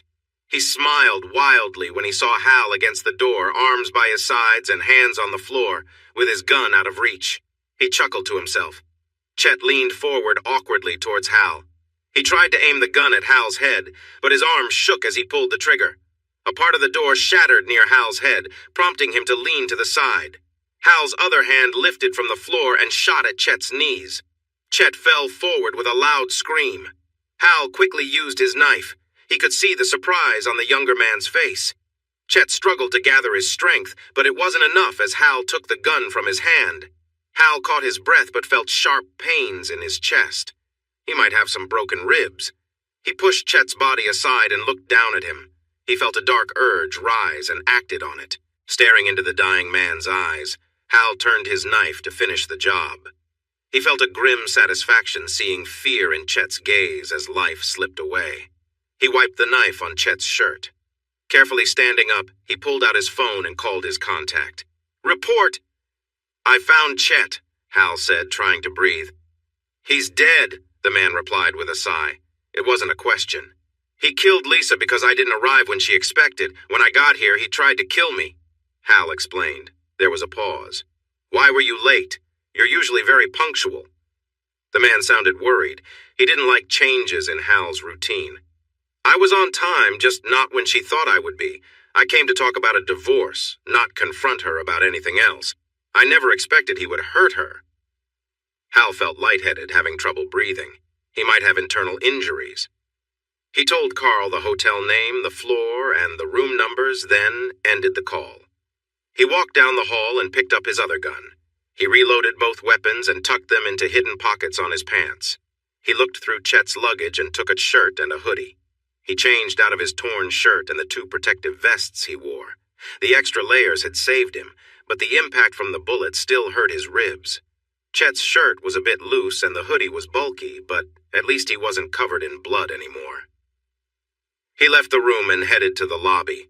As he rode the elevator down, his breathing grew shallower. He was in trouble. As he walked through the lobby, his mind was filled with the bright smile of a lovely woman. He longed to see that smile just one more time. That's when his handler found him, sitting in a chair, struggling to breathe. Sam hurried through the hospital halls, her heart racing. She couldn't focus on anything but what was ahead of her, and the pounding of her heart drowned out everything else. When Hal missed his flight home, the pilot called Ben to see if he should wait. That's when panic set in. Hal had been shot. That was all Sergeant Kilcade managed to learn from the person Hal always called. Upon hearing this, the sergeant mobilized the resources of the U.S. Army to find out which hospital Hal had been taken to. They said goodbye to Dan and Willow, and then Ben arranged a private jet to fly them all from Las Vegas to Los Angeles. She was amazed by his kindness, but his 2 bodyguards simply told her that Ben promised to help her until Hal returned. He took his promises seriously. They had a police escort to the hospital, though even Ben didn't know where that came from. Still, she felt thankful. They met the man on the phone named Carl, who told them Hal was still in surgery.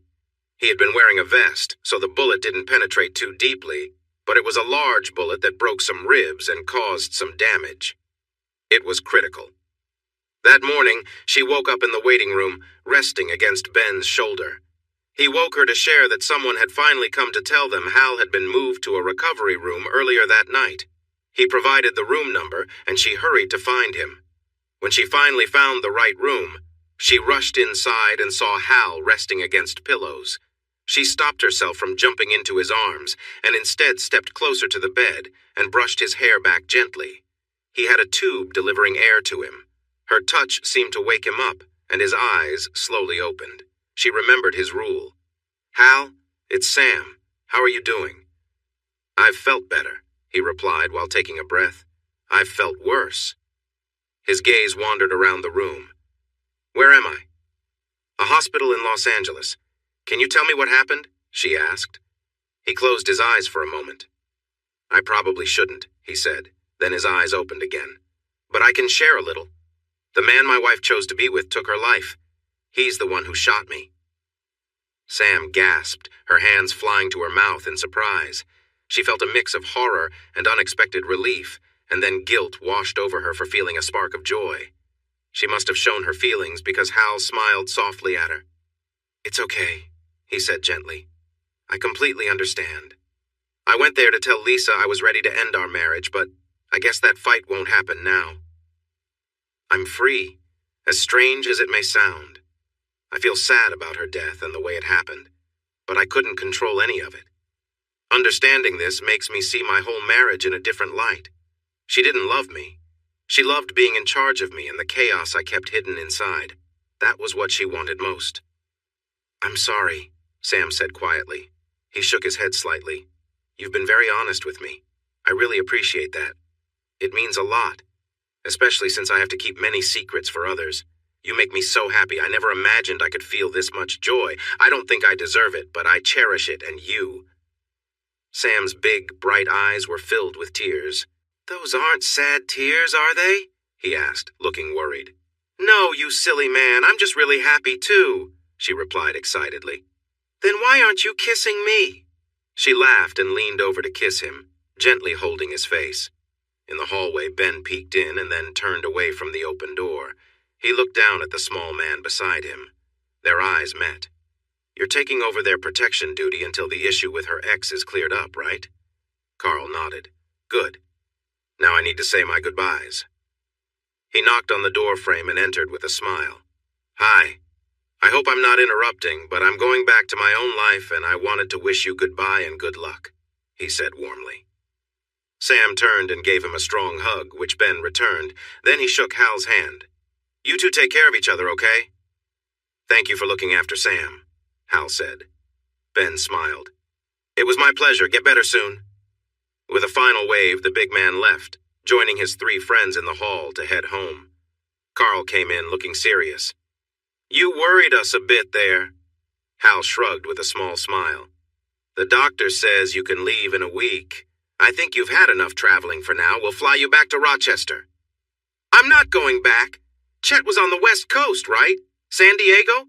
I want his area. I need a new home for Sam and me. Sam squealed in delight, looking back and forth between the two men. Carl sighed, but knew he had to keep them happy, especially since he'd just lost their next best agent, the one who had gone rogue. He also found and dealt with Hal because of the program's weak security. Carl nodded, enduring Sam's enthusiastic hug. He struggled to regain his composure and nodded at the couple. I'll start making the arrangements. Once Sam and Hal were alone again, he looked at her seriously. I hope I wasn't assuming too much when I said you'd— No, of course I want to be with you, she exclaimed. He steeled himself, knowing he needed to be honest. My other side is permanent. I can't change that. We're meant to be together, he said with some hesitation. I see. I can't say I will ever fully accept that part of you, but I love you and want to be with you forever, Sam said with warmth in her voice. He smiled, feeling a wave of relief and happiness wash over him. It was a feeling he planned to hold on to. He wanted to make this woman his wife and get it right this time. This relationship would be built on love, not controlling behavior. I love you too. Hal watched Sam's radiant smile light up her face, and he felt the joy of true happiness fill him again. He would do whatever it took to keep that smile bright. That was his new purpose. Epilogue. Frank Capello entered his hotel room in Positano, Italy. He was a large man, but the journey to get there had tired him out. He dropped his suitcase on the bed. Everything he owned and his remaining money were in that one small case. Exhausted, he walked to the double doors of the Juliet balcony and leaned on the railing to take in the beauty of the village below him. A gentle breeze helped cool the sweat on his face. His thoughts whirled as he reflected on how quickly his life had changed. Just 6 weeks ago, he was a top distributor for a criminal operation in the U.S. and Mexico. Now he had nothing but the cash in his suitcase. $1.5 million wasn't enough to restart his old business. He blamed that troublesome blonde woman for his downfall. He had to pull many strings to free himself from the mess his business had become. When the authorities seized the ship, caught the smugglers, and rescued the group he was supposed to collect, they turned their attention to him. He had no choice but to leave everything behind and escape. Now he would have to begin again. He still had some connections who wanted to help him, so once he built a new base with their assistance, he could start earning again. Once he found some stability, he would deal with his unfinished issues with Sam. He allowed himself a small smile. Then he sensed someone behind him, and before he could turn around, he felt something sharp at his neck. He froze. The discomfort was intense, and he leaned forward slightly, trying to relieve the pressure. He quickly realized that movement only made things worse, so he stood still. "What do you want?" Frank managed to say, trying to stay calm. The discomfort grew stronger as he wondered which of his enemies had found him. He thought he had planned his escape perfectly. The man behind Frank seemed very skilled. "What do I want?" Frank felt a strong fear when he heard the quiet, emotionless voice behind him. Nothing. Panic took over Frank. He looked down and saw how far he could fall, realizing it could be fatal if the knife didn't end his life first. "Look! You can take the money in the suitcase! Please don't hurt me!" He started to breathe heavily from fear as the knife pressed a bit harder against him. "He said I could have you. For Sam."